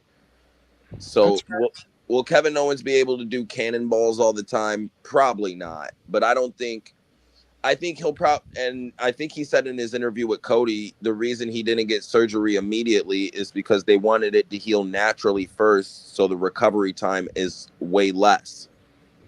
So yeah, because of the swelling. So maybe that might help. Maybe waiting for the surgery and doing it the way they're doing it now is the best way to get him back, not only quicker but healthier too. Yeah, Brian. There is a very rare exception though, because yes, I cringed every time that I wanted him to change his offense. Every time that dude hit that diving head, but you can ask JJ because I did it on the air once. I cringed. I hated every time he did that move after the neck surgery. I was like, stop doing that damn move, please. Yeah. Well, the other thing too, you got to keep in mind, what was it like? The issue with Big E's neck injury too is very similar to what DJ just said, like because they did it the opposite way that Kevin Owens did it, so that hopefully will lessen the blow a little bit. Hopefully, so yeah, there is something to what DJ is saying there. Yeah. DJ, did you have anything else to add to that? No, I like I said, I just think Cody's going to be a great heel. In terms of the babyface department, I hope by the time he turns heel, they got a couple more, baby faces up on that next level, or at least have a plan to get guys up to that level. And yeah. All right. Before you dip out, go ahead and tell everyone where they can find you, and maybe a little tease as to what will be on Rockin' Ropes tomorrow. All right. So follow me on Twitter at cornyfan8876. We do our spaces every Sunday and Friday at 6 p.m. Eastern Standard Time. Rockin' Ropes tomorrow is pretty much, we're going to be doing a small breakdown of Night of Champions, even though we did like a 3-hour one earlier. We're going to do a more structured one, getting everyone's opinions. Nick will be there probably because Nick's always there. And then probably previewing the next few weeks in wrestling. They got to start building towards Evolution. There's Great American Bash. All In still has another week and a half of build. Dynamite 300 will be coming up this week. I know we'll be doing a watch along for that. That too. There's there's going to be a lot of interesting wrestling coming up within the next 2 weeks. And it's going to be the SummerSlam All In weekend is kind of like a halfway WrestleMania type feeling this year. And it's kind of, it's kind of weird. I agree with it being 2 nights. There's a lot of stuff going on that weekend. But yeah, I'm about to head out. I got to go to sleep, get ready for work in the morning. I hope everyone here has a good night. And I will talk to all y'all later. All right, man. Take it easy. See ya. I do got to say real quickly, since I mentioned the Dynamite 300, everyone knows how I feel about the EVPs, but I do have to laugh because I saw an advertisement today that they are signing 300 scrolls with a feather pen playing up the whole founding fathers gimmick. I couldn't help but pop for that. There's a small part of me that's like, okay, that's pretty cool. You can't even front on that. No. Especially with it being July 2nd, the 4th is 2 days away. The founding fathers, a scroll, feather pen, like I hate it. I hate it. I hate it. I hate it. I just thought it was funny. But anyways, getting back to the topic at hand, Cody heel turn stat boy, it's on you, bro. The question I had really, again, is probably one I keep bugging about. Cena's countdown clock. Will that affect Cody's turn? I mean, are we getting closer and closer? I think he's, down to maybe 12 shows left before the end of the year? Something like that, yeah. I think it was like at 15, and then he just did 2 dates. He did SmackDown and today, so he's either at like 13 or 14, maybe 12. So it's like three or four a month. So will the math work out there, and we can do this, or are they going to stretch him out, or is that even going to be a thing anymore? Does it really even matter? I don't know. I mean, if the theory is true and Cena loses the title at SummerSlam, right? Okay, theoretically speaking, we've got about 5 weeks till we get there. So there's 5 dates. That takes him down to 7 if he's at 12. If Cena loses the title and then suffers a beatdown, don't know who would do the beatdown, but let's just say he gets his ass handed to him. Or even a kayfabe injury because Cody does whatever it takes to win so we can get to heel Cody. Now you just found a way to write him off so that you can save those 7 dates until it gets closer to Survivor Series. But he's also been advertised for the Clash in Paris. He's been advertised for that tour leading up to that. So there's probably 3 or 4 more dates right there. So they've really got to be picky because you want to make sure you've got him for Survivor Series and that final date. Okay. Cool. There we go. Ash? Yeah, I have the same question like DJ asked when it comes to the babyface department, because outside of Punk, Orton, and Sami Zayn, what other baby faces do we have for Cody to challenge if he does turn heel pretty soon than we anticipated? Jey Uso. You got Jey Uso, but you've also got the draft that's supposed to be after SummerSlam, rumored to be after. About that. So you can move some people over from SmackDown. And then, of course, you've got potential call-ups. You've got people that they always talk about the Jericho Vortex. You've kind of got the Codyverse. You've got Ricky Saints down there. You've got Shawn Spears. You've got Lexis Keane. Now, 2 of those 3 guys are full-on heel right now. But there's also enough time to give them a little bit of a turn and bring them into the angle.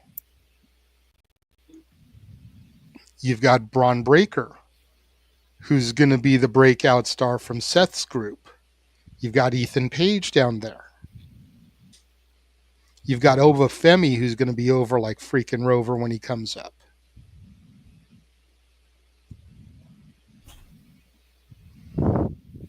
So you've got all those guys, and then because of Cody turning heel, Roman Reigns still lurks in the shadows whenever he decides to come back. Now you're running back WrestleMania 40 But Roman's the good guy. Cody's the heel.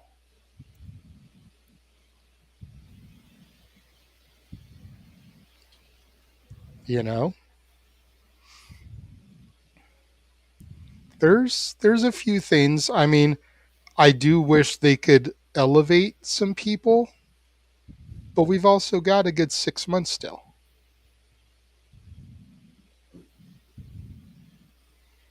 That's the way I look at it anyway. Nick?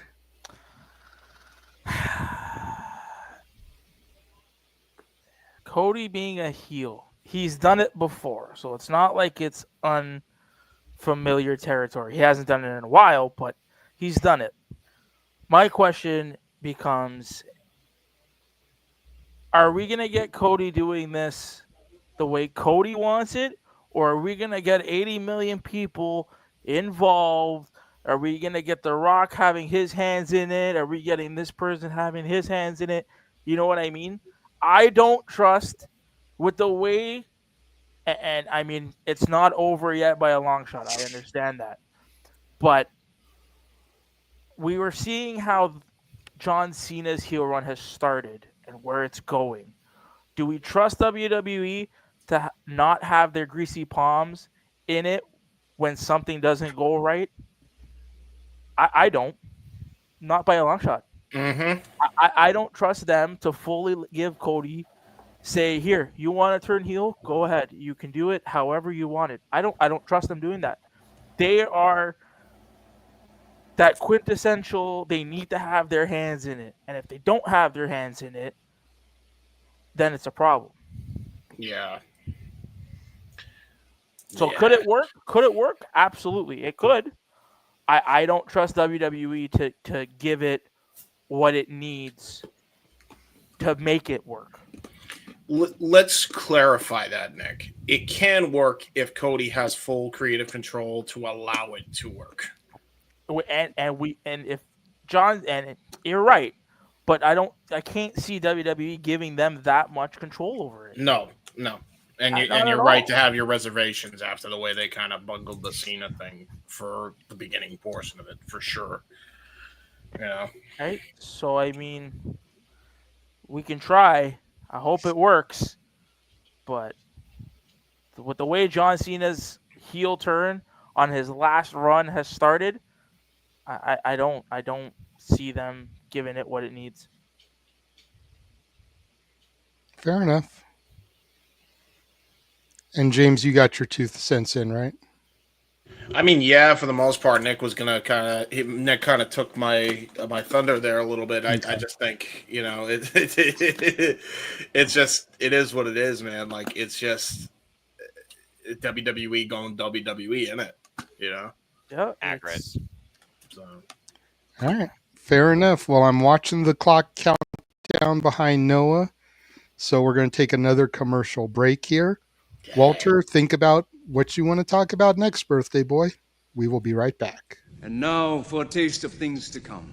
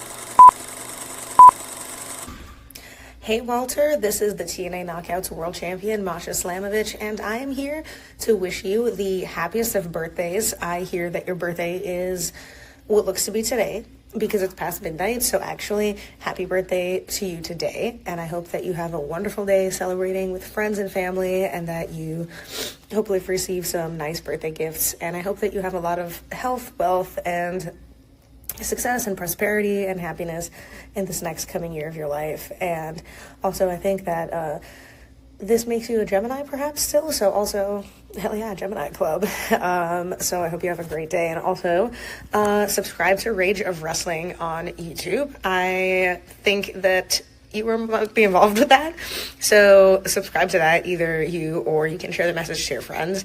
And I also want you to know that this message is sent to you from the Simply Reliable Studios crew. And once again, I hope you have the best birthday, the most of luck and happiness in the next coming year. Have a good night, Walter. Wow! Holy shit! Oh my god! Walter, how many fish bowls have you had tonight, buddy? You're looking. Jeez. I'm just shocked, Masha. You guys like, oh my. Noah knows from calling how big of a fan I am. Like, to see personal messages like that is like, wow. But if you're gonna Slamovich you. She's gonna Slamovich you indeed. Here's the thing. I think I think after the messages he's seeing, he's kind of sobered up a bit. Yeah. I mean. But Cancer though, Masha, Cancer. Aww, unfortunately. Not Gemini. My son's a Gemini though. There you go. The dog is too, apparently. Not too If bad. I could just get this casting to work. He's trying to get the UFC thing to work like so bad. I got it on my phone. It just for some reason won't freaking cast to the phone, to the TV. NordVPN. No, I got it. It won't cast to the TV for some reason. Like the display mirroring isn't working. Oh, lovely. But something I want to talk about. I want to talk about, without talking about what happened today, Karrion Kross, and like, what is WWE's deal with like not wanting to push him? Like, the fans want it, everybody's behind their back. Are they getting as behind, pushing? Wants that push? Are they getting cold feet? Can he not recover from what he has happened before? So I wanted everybody to get their opinion, or like, what is it? Are they afraid to pull the trigger because he got over on his own? I mean, the dude's merch is ridiculous. It's like number 2 behind Cena right now. It was number 1 for a little bit. And it's like, what are they doing? Like, why won't they do it? Like, he had an awesome NXT run. Why can't that translate to the main roster right now?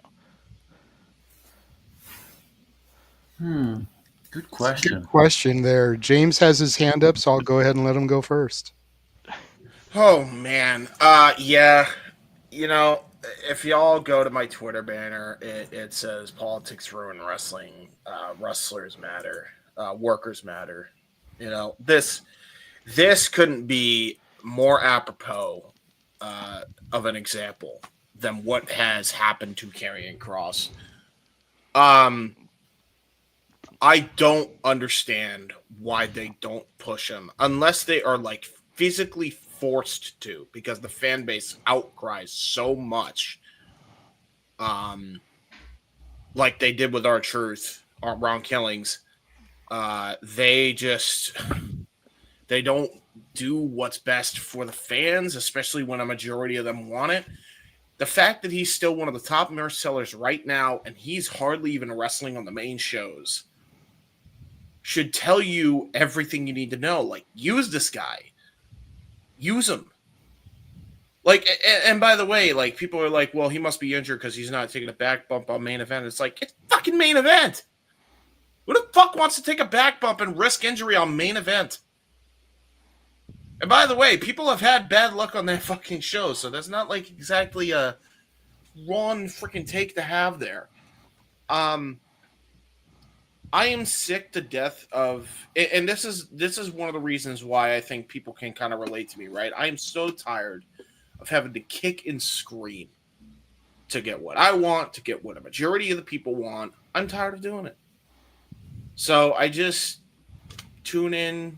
I just learn to not get invested in this shit, because you look at what the management does with a guy like Ross, who could be mega over if you let him be. Like, what does this dude have that you don't want to use? Dude's got a phenomenal look, has a hell of a gimmick, if you actually tap into it, which they haven't even while he's been on there, by the way. He has a hot-ass wife. Let's just call it what it is. This is the truth. What more do you want? What more do you want from this guy? That's fair. Push him. What are we doing? Just fucking leaving him on the bench because he got himself over? Yeah, because that really works so well for you when you let Matt Cardona go. That really worked so well to your favor in the beginning when you let Cody Rhodes go. The only reason he'd even work back to you is because the other place fucked that up. How many people have you let go and they've proven you wrong, and then you have no choice but to freaking do something with them finally? And by that point, they're in the twilight of their fucking career. You want to know why? Drew McIntyre.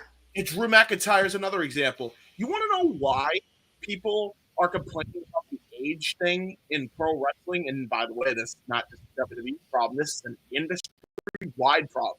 You want to know why that's the fucking case? Because WWE should have been pushing these guys to the moon long ago. For time they should have been. Karrion Kross is just another one of those fucking examples of a guy they should have been pushing. It's absolutely unbelievable that he is one of your top hard sellers and you do fuck all with him. It chaps my ass to no end. To no end. It comes down to management. It comes down to what the fuck is going on between Ari and The Rock and Nick Khan and Triple H. It's just stupid shit going on in that locker room right now that's causing this. And he's far from the only victim of this bullshit. Hello, Cena's heel turn that we just talked about. You know, hello, Cody's babyface run that has now been freaking turned into shit, which is why everybody's wanting him to go heel. What are we doing? How hard is it to use this fucking talent? Like, and the thing that infuriates me is WWE's proven they can. Look at last year. Look at last year's Mania. Finally, we had a Mania that actually eclipsed 17 for the most part, except for the fucking one Uso match. And even then, it was better than the goddamn the six-man tag from with the APA involved. So, in my opinion, best Mania they've ever had. What happened?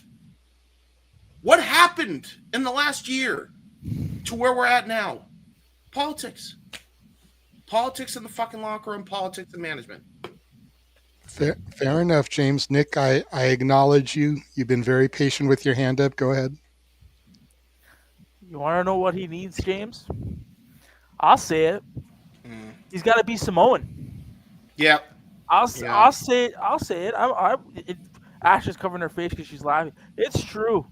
Listen, if you're not a name that Vince McMahon made, because if you're not a name there, if you didn't come from AEW and you're not Samoan, they don't care. It's proven. It's proven. They've ruined Gunther. Listen, I don't care what anybody says. You can. I am the furthest from a WWE fan. Let's get the record straight.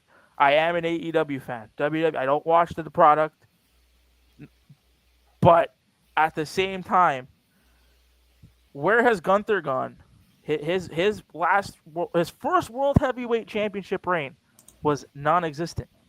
What did he do that was so special? Zero. Yeah. The last 5 years have been encompassing of AEW talent going from AEW to WWE.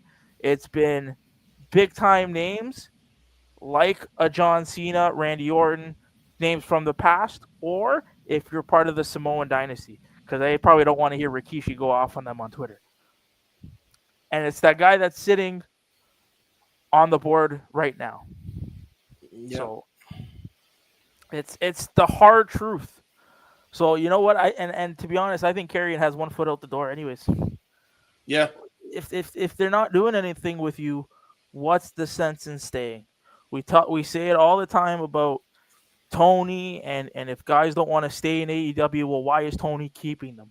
Right. It's the same thing with WWE. If you ain't using Cross, let him why go. Why would I? If I'm Yeah. Cross, why am I coming back? Why did you fly me to Saudi Arabia just to get a haluva kick? Here's another thing. Here's another thing to add to your point. Why is they continuously asking Karrion Kross to put an effort with the Sami Zayn storyline, and they're still doing nothing with him? Because he's the whole reason that Sami's even relevant long after the time they should have put the belt on him with Roman Reigns. He's literally, I kid you not, I will say it right here and now, he is the sole reason Sami Zayn is even being considered to be a proper fucking contender for that championship right now. Karrion Kross is the reason. But you want to go push Logan Paul to the moon. Yeah, Logan Paul, known scammer, Crypto Zoo fucking aficionado. But let's be clear, that'll though. put their asses in seats. But call a spade, though. Logan Paul has he all right. He's not good. He's all right. But no, he's great, but he's still an asshole. I said this on, I think it was on a Rock and Rope space. Right now, the current landscape is WWE are not they're not pushing for us, the guys, the people that want to watch week in and week out. They're booking for the casual. They're booking for that person that, oh, look, it's John Cena's name. Let's watch. And then not watch again. Well, to be fair and counterpoint, that's the complete opposite of how Tony books. Tony doesn't care about the casual. Nope. And this is why the numbers argument always comes in. You should want to grow your ratings. WWE has seen a decline. So by bringing in those casuals, they're hoping to start curving those ratings back up, because they're hoping they'll hook the casual and then keep them tuning in week after week. Tony is booking for the sickos, and he doesn't care if the casuals watch. No. Once upon a time, he did, when they had Shaq, when they had Little Bow Wow coming in, when they had some. But once Cody and Jade left, they stopped seeming to care about bringing in those outsiders. Yeah. With the exception of Big Boom AJ, get a Choco Chunk cookie. Yeah. But let's be real, though, that the Costco guy stuff did work, though. It did. No matter how much you want to shit on it. No, I only make fun of it because of the gimmick, but I totally give credit for bringing in fans, but they didn't keep them around to sustain those fans. You're right. Whereas Logan Paul, yeah, while he may not be there every week, he stays around. He's kind of involved in stuff more consistently. And then when they ask you to spend $1,400 on nosebleeds, then yeah, that's the thing. Like, so I agree with what JJ is saying. I do think there needs to be a healthy balance of both between the companies, because, like, God fucking damn, you can't. The problem is these promoters, they go this whole one shoe fits all route, and it's like, no, though, like, you need to cater to everybody. I remember when AEW did cater to everybody once upon a time, like Smorgasbord had all styles of wrestling, had all this shit going on. I wish we had that again, and I feel like we're slowly getting back to that. Slowly. Took a while, though, after Punk left and that whole thing went down, I mean, shit. Go ahead, JJ. We still have 3 more opinions to get, and look at the clock. Yes. Oh, shit. Yes. So, Noah, go ahead, sir. Yes. It's kind of ironic we're talking about Karrion Kross, and I watched NXT TakeOver in your house when he was in that 5-way main event for the NXT Championship. But yeah, at the end of the day, WWE is all about money, marketing, nostalgia keeps the business going. It's just one of those things, unfortunately, when you are a non-WWE created product, you never get that key push You're never the top guy. Your last name's not Johnson. You're not related to the Nally family, and you're not somebody that they created versus somebody reincarnated from the wrestling industry. It is what it is. I just don't look at wrestling that way because I know I will not be entertained or engaged. There's a reason why the only live product I watch each week is AEW, Independence, and the Japanese professional wrestling scene. WWE has highlight reels, and the only highlight reel that actually gets my full attention is NXT. Your NXT took a long fucking time to get back to that point. Raw and SmackDown, you got bits, but you still don't fully invest me. It's just one of those things where for Karrion Kross, at the end of the day, for anybody underneath the E or anybody underneath, let's call it is, the two biggest companies in the America in the freaking industry are the biggest. What do you stay there for? Security. It's a security blanket. If you get so used and complacent with that, morale goes out the window because at the end of the day, you're providing for yourself and your family.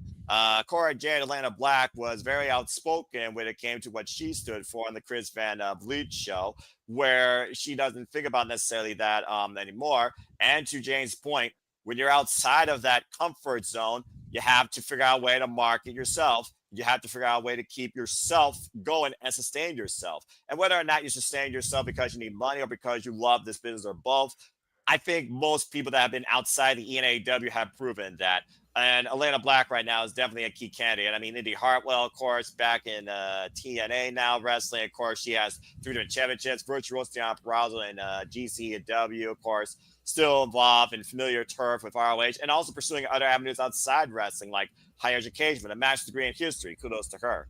But yeah, as far as the Karrion Kross thing goes, it's one of those things, like Dustin Rhodes said, don't discredit a utility player's worth, but show how much you appreciate them once in a while. And for the longest time since the Black and Gold NXT, they have done jack shit with Karrion Kross specifically on a list of people. They're like, here you go, one match every insert time here. That's multi-person, one match single-wise in the utility storyline. Thank you. Go back to catering.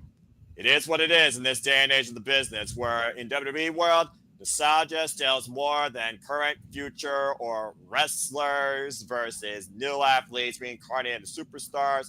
And as far as AEW goes, if you love professional wrestling, especially the strong style, you love various forms of wrestling, this is for you. If you don't know wrestling, you're not going to engage in it. I don't call myself a sicko. I don't call myself a mark, even though everyone loves to use that word. At the end of the day, if you don't call yourself a mark because you actually acknowledge business some way, you're already a fucking asshole. So the way I see it is, bottom line, we're all marks, but that's a whole different conversation, especially for those that are delusional. You know who you are. But anyway, it's one of those things, though, like I said, there's something for everybody. Find what fits you. As far as catering to new folks, figure out a way to cater to them if you want to. If it's not part of your MO, that's your choice. Before you go again, Nick, I did want to address a couple of Charles's comments. He said, if Kross does leave, he's not going back to TNA due to past history with TNA.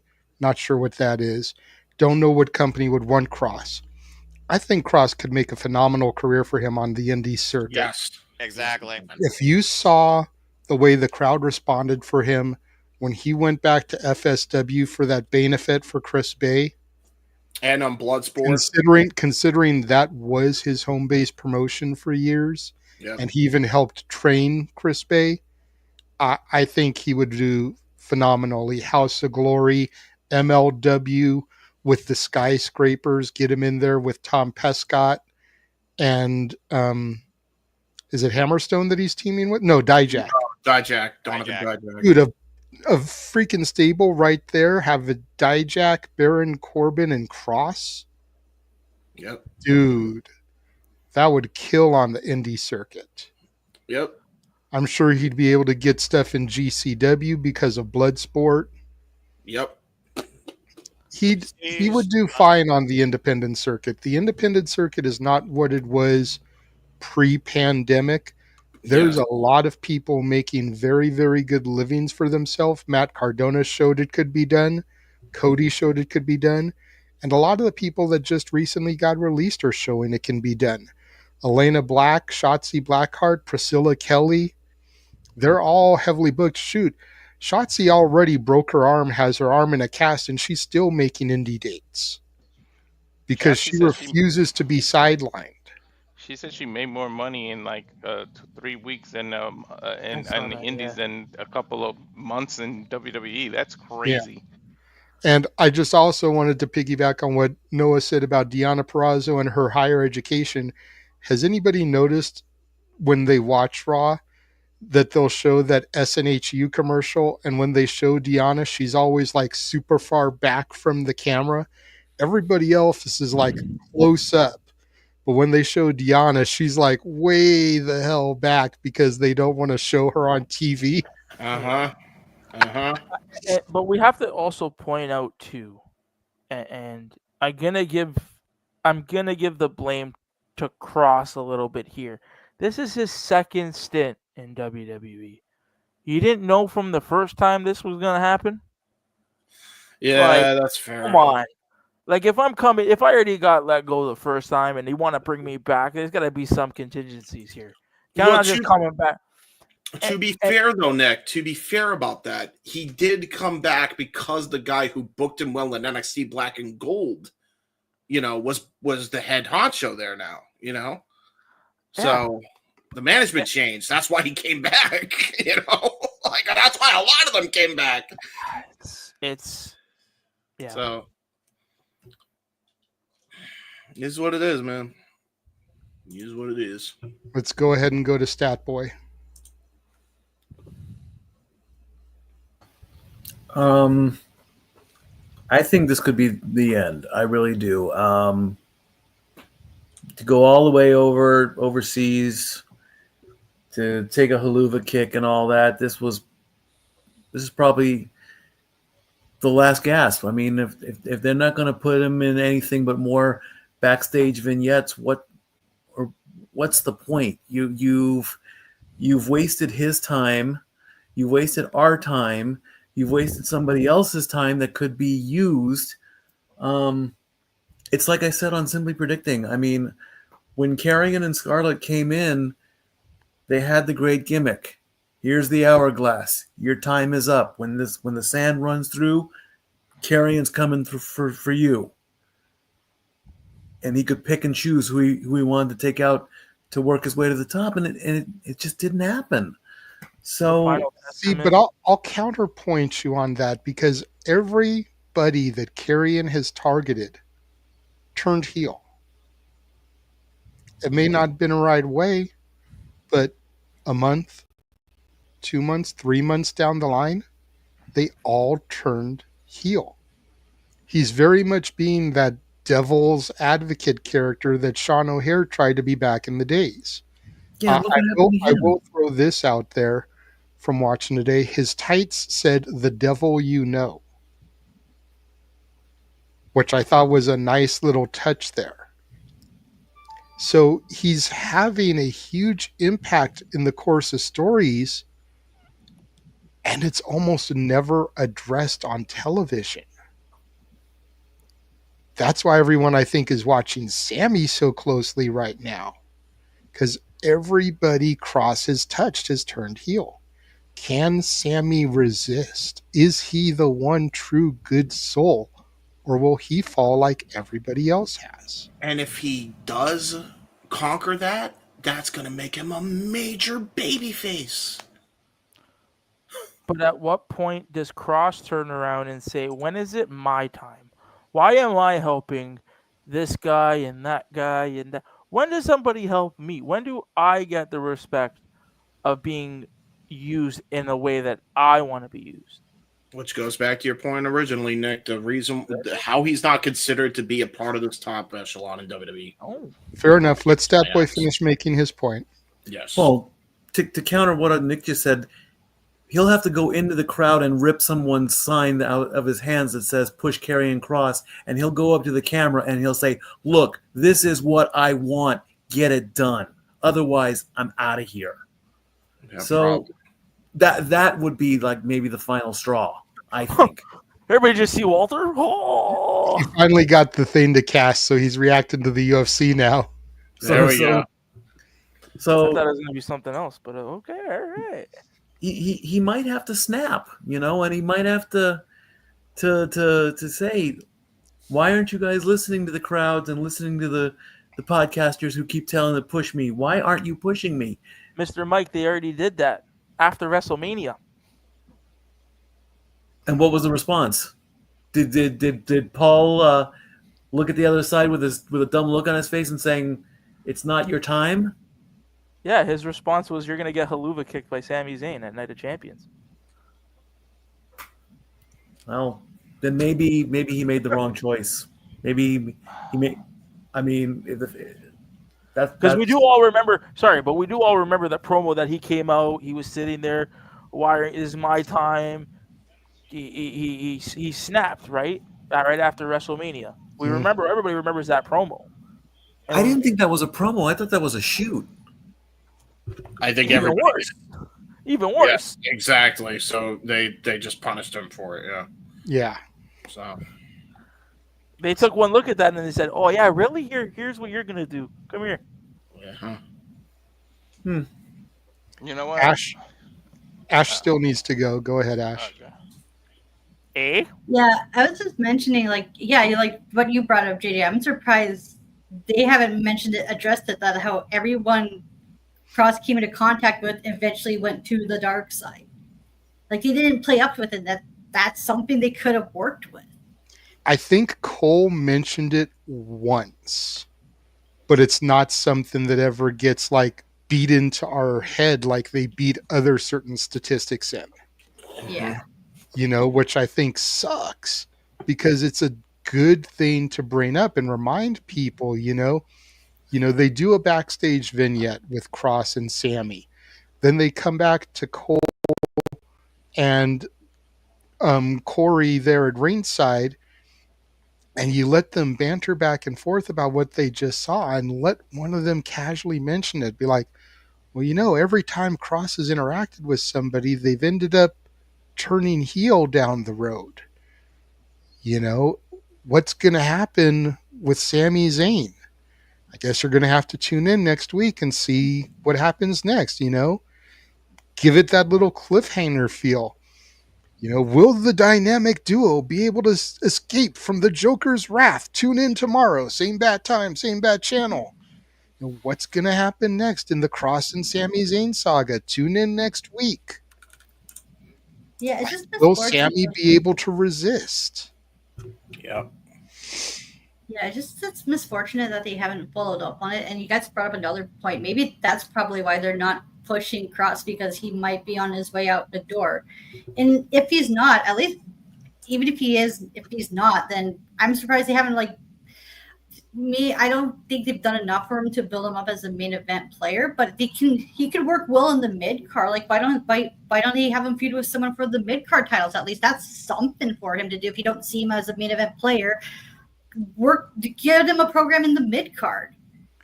See, I think the problem is he's too big for the mid card, because then you end up with him being like this dominant force, and you back yourself into a corner of who's going to be able to topple him.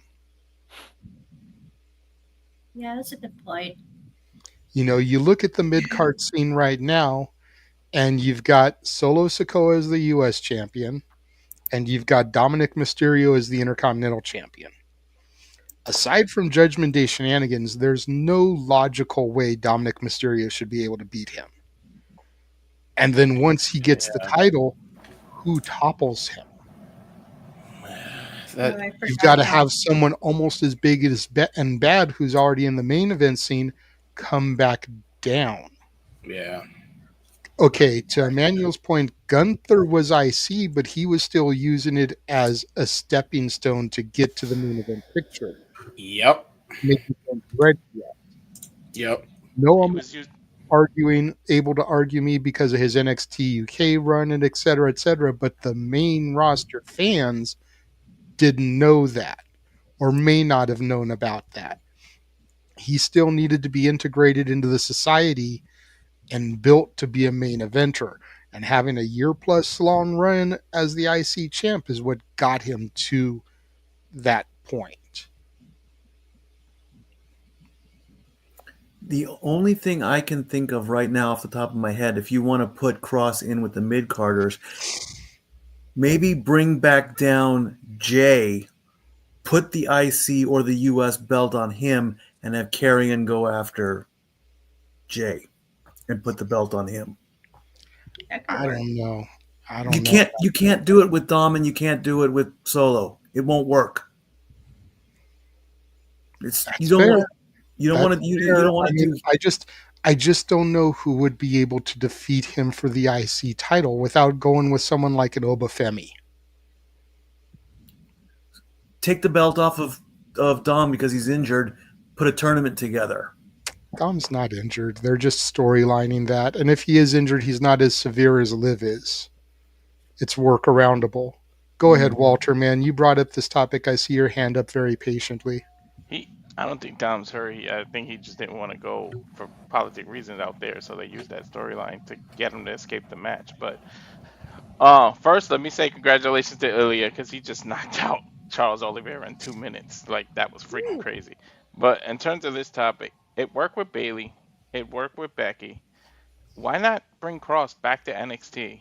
Let him catch fire again. How about he stops the unstoppable Obafemi? Give him a good run with that NXT title.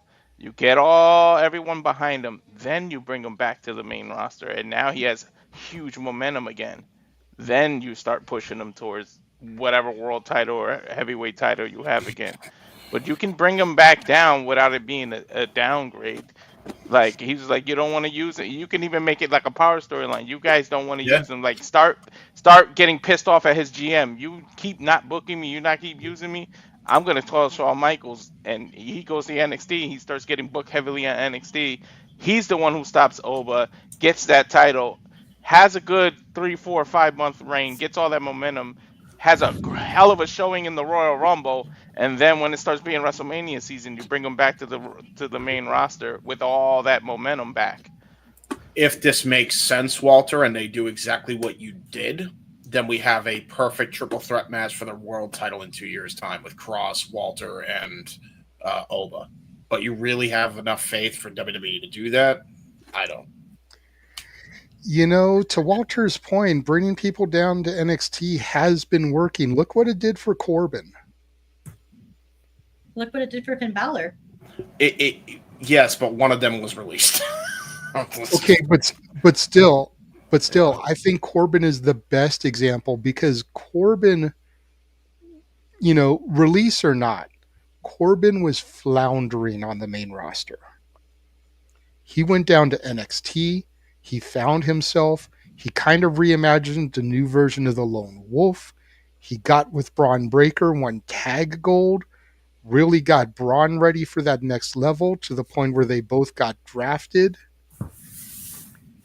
And then for whatever reason, WWE didn't capitalize on them as a team, separated them, and Baron ended up getting released. But look at what he did during that second run down there. That's also fair. That's very fair. It could definitely work. When did Baron Corbin go down for that second NXT run? When was that?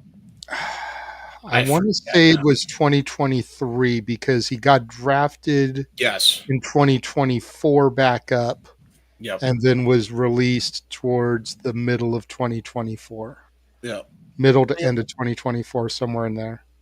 I'm going to push back on that argument for the only fact of if I'm Cross, why am I waiting 2 years to be used when realistically, and I hate to, this is not everybody can go there, but why am I waiting 2 years for you to do something with me when I can go down the street to Jacksonville? Or in MLW where he's currently a champion. I can go to New Japan. New Japan, Fair. CMLL. I mean, you don't make a bad point, Nick, but I'm just saying, like, I feel like that could really help him if he's going to stay within the system. If they're going to re-sign him, if he's not going to get released, if they're going to have a conversation with him, you know, with intention to do something with him, I think that could be Cross finding the fountain of youth. I just think your main event stuff right now with both titles, I think is just it's way too linear right now, and to throw a wrench to one of them, I don't think Cross is that wrench. Maybe Realistically, not right? now. Maybe not now. But again, if Cross is, we don't know when Cross's contract expires. If Cross is willing to renegotiate, if Cross is willing to sign, let's say, another 2-year deal. Okay, just hypothetical situation. He agrees to sign a 2-year deal under the intent that he's going to get a better storyline. Go down to NXT, come back up after Stand and Deliver next year. That's fair. Money in the Bank is going to be in August after SummerSlam next year. Yep. If the Fountain of Youth finds him like I think it can, he's primed for a Money in the Bank briefcase. Yeah. And then you want to talk about throwing a wrench into the linear angles. His cash in would be that monkey wrench. Yeah.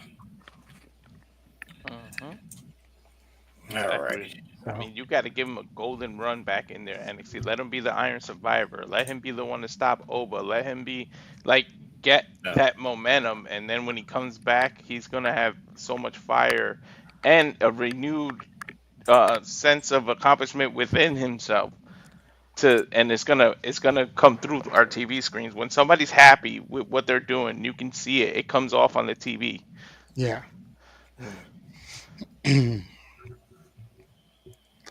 All right, good talk on that.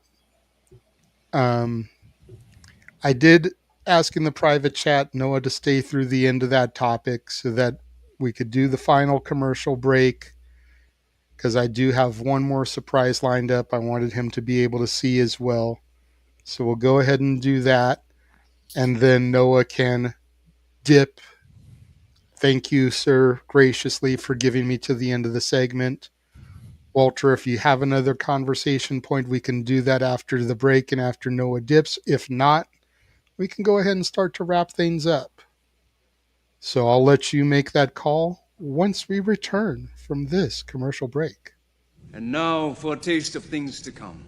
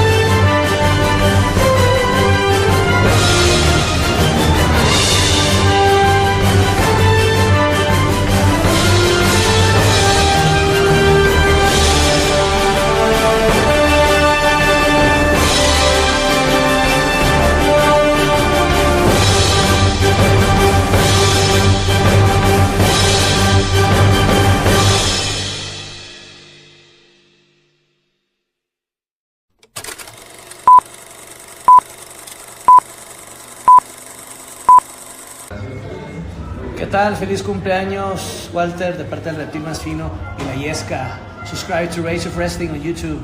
Póngase verde.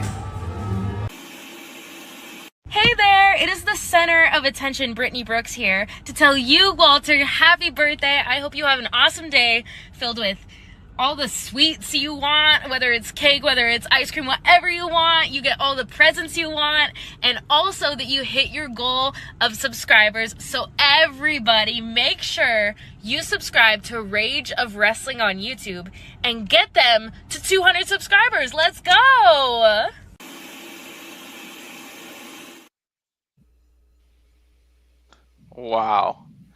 Wow, Mr. Iguana. That's the last person I was expecting. Wow.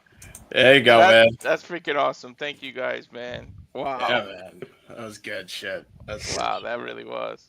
Yeah, happy birthday, Walter. And just because it hasn't been done at all tonight, I'll leave y'all with this. Again, you haven't figured it out by now. We truly encompass, embrace, celebrate, enjoy, criticize all. I saw Ash down below. I got you tonight. The wrestling. Goodbye, good night. Good night. Good to Good see night, you. Noah. Good to see you, Good night, brother. Noah. And then there were 6. So there you go. Well, Stat Boy did say he was going to dip when Noah dipped. So, Stat Boy. Oh. Yeah, Walter, my brother, God bless you, my friend. I want to see you in the fall again when we do the World Series again. So that's I'm gonna look forward to that. Happy birthday! I love you. You make this family fun. Again, congrats on doing the watch along in Spanish, which was a lot of fun to watch along and type in Spanish there as when Worlds Collide was going on. I want to see more, and even more. You're a great brother to have. I'm glad you're in this family, and keep up the good work, man. And you'll hit that 200. I know you're gonna hit it with all these cool surprises. I want to see you hit 300 now. I think you'll really do it. I love you, brother. I love you, family. Have a great night. Stat Boy out. Thanks, bro, man. There's still one man, more that means a lot. surprise. I don't know what he's talking about. That's it for me. Oh shit! There's still one more surprise, and he's oh no! I'm scared now. I think Nick is messing around being Nick. Hey Siri, hey Siri, play Pink Pony Club.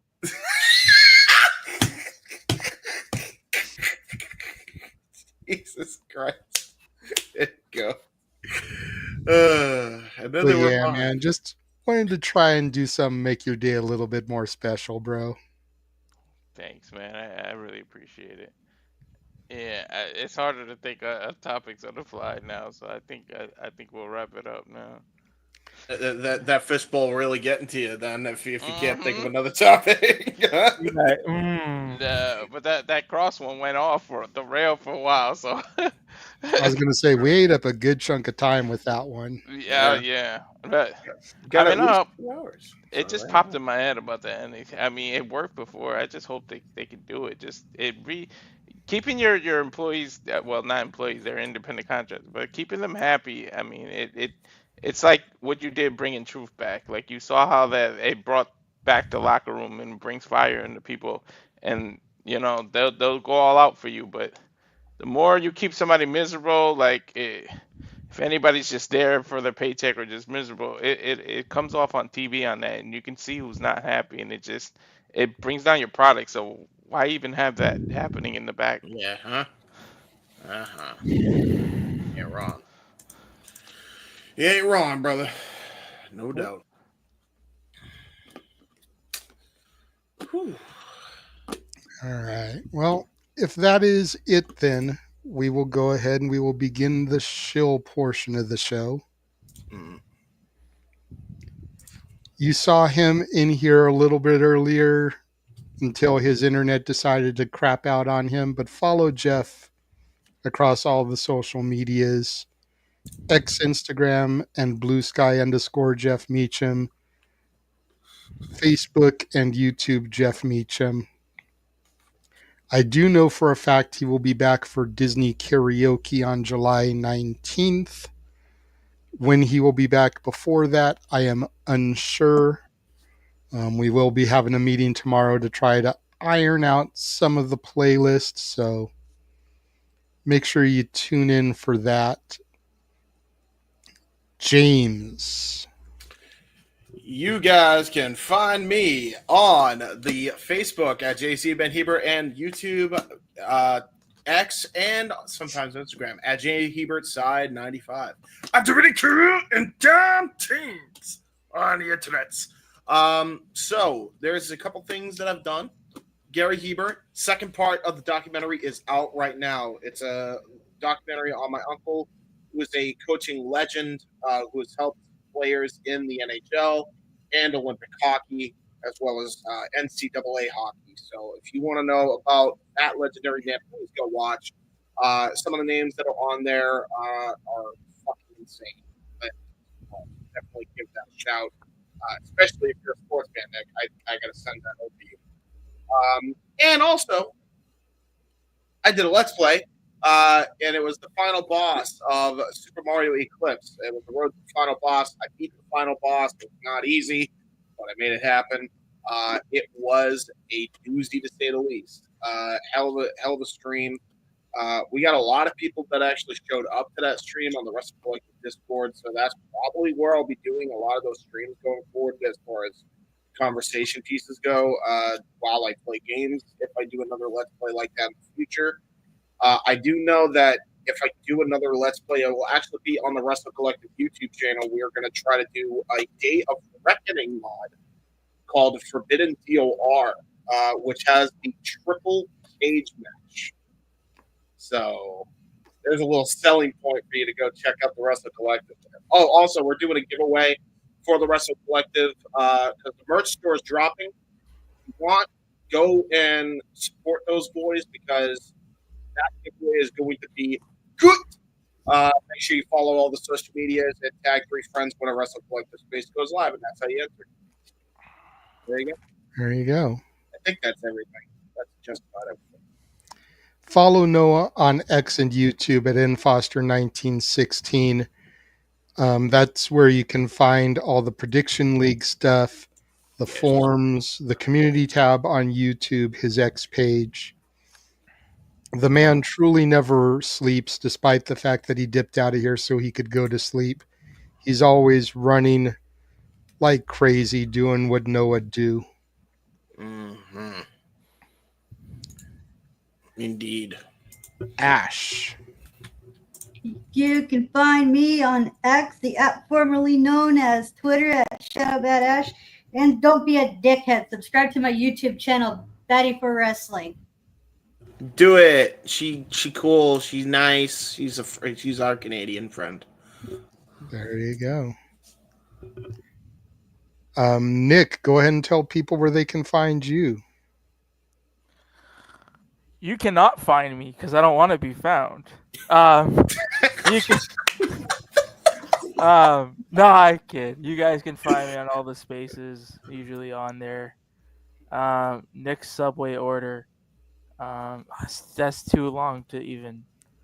That's another topic for another. We're trying to keep it professional. No food talk here. God. Yeah, I love how you say that, but you somehow food always gets brought up even when you're not here. So you know. As Mrs. Nick is eating a bag of Doritos sweet chili heat. Ooh, yummy. There she is. There's the wife. You can find me on all the spaces. If you guys see me, reach out. Don't be scared to talk wrestling. Yeah, or sports, or food. And there he is. He's about to eat that Dorito. Yeah, there we go. There's the Nick we know. Hopefully, I can come back and hang out with all y'all. This was fun. This was very fun. You were a great guest, actually. Yes, you did a very good job, sir. That resume was lacking too. For a lacking resume, god damn, he showed out tonight. I gotta tell you. Right.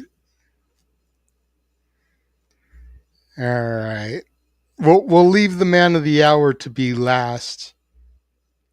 You can find me on Instagram at the Renegade JJ Williams. YouTube, of course, is Casa D18 Studios, X ROWJJ Williams, and Casa D18 Studio. The Casa D18 Studio X is where I participate in and host the spaces.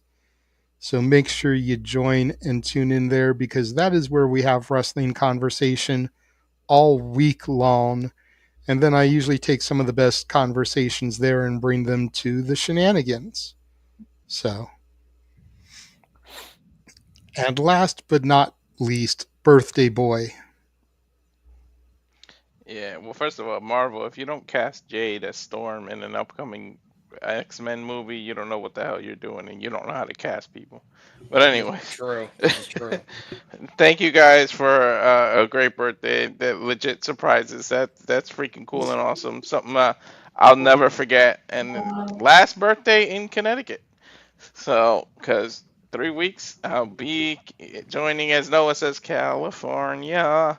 And the movie's here. So, but shout out to all the cameos that were made and the surprises. But for me, you can follow me on YouTube at Rage of Wrestling YouTube channel, the Instagram Walter.Cruz.940, X Walter Alex Cruz, and Blue Sky Walter Alex Cruz. You can follow me at SRS Studios on Twitch. Wife just bought me WWE 2K25, so definitely gotta download that into the PS5 and start gaming with that. Do some GM mode stuff like we said we were gonna do. There you go. And thank you for all platforms that have been posting Walter's YouTube channel, including Rock and Ropes, Wrestling Collective, and all the spaces. Shout out to the Wrestling Collective for real, man. Yeah, man. Like, that was insane. That was insane. Good shit, guys. Thank you again. So that will wrap things up then for this week.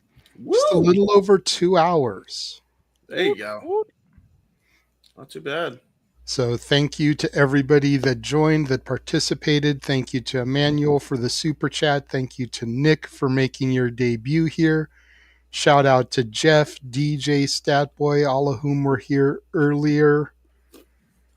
There's the glasses again. Of course, Noah, dipped out.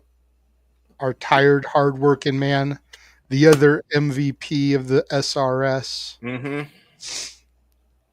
Thank you to all of y'all that joined and tuned in for the entirety of the show. And until Wednesday, when we do our Dynamite 300 watch along, take it easy and have a good night. Good night, everyone.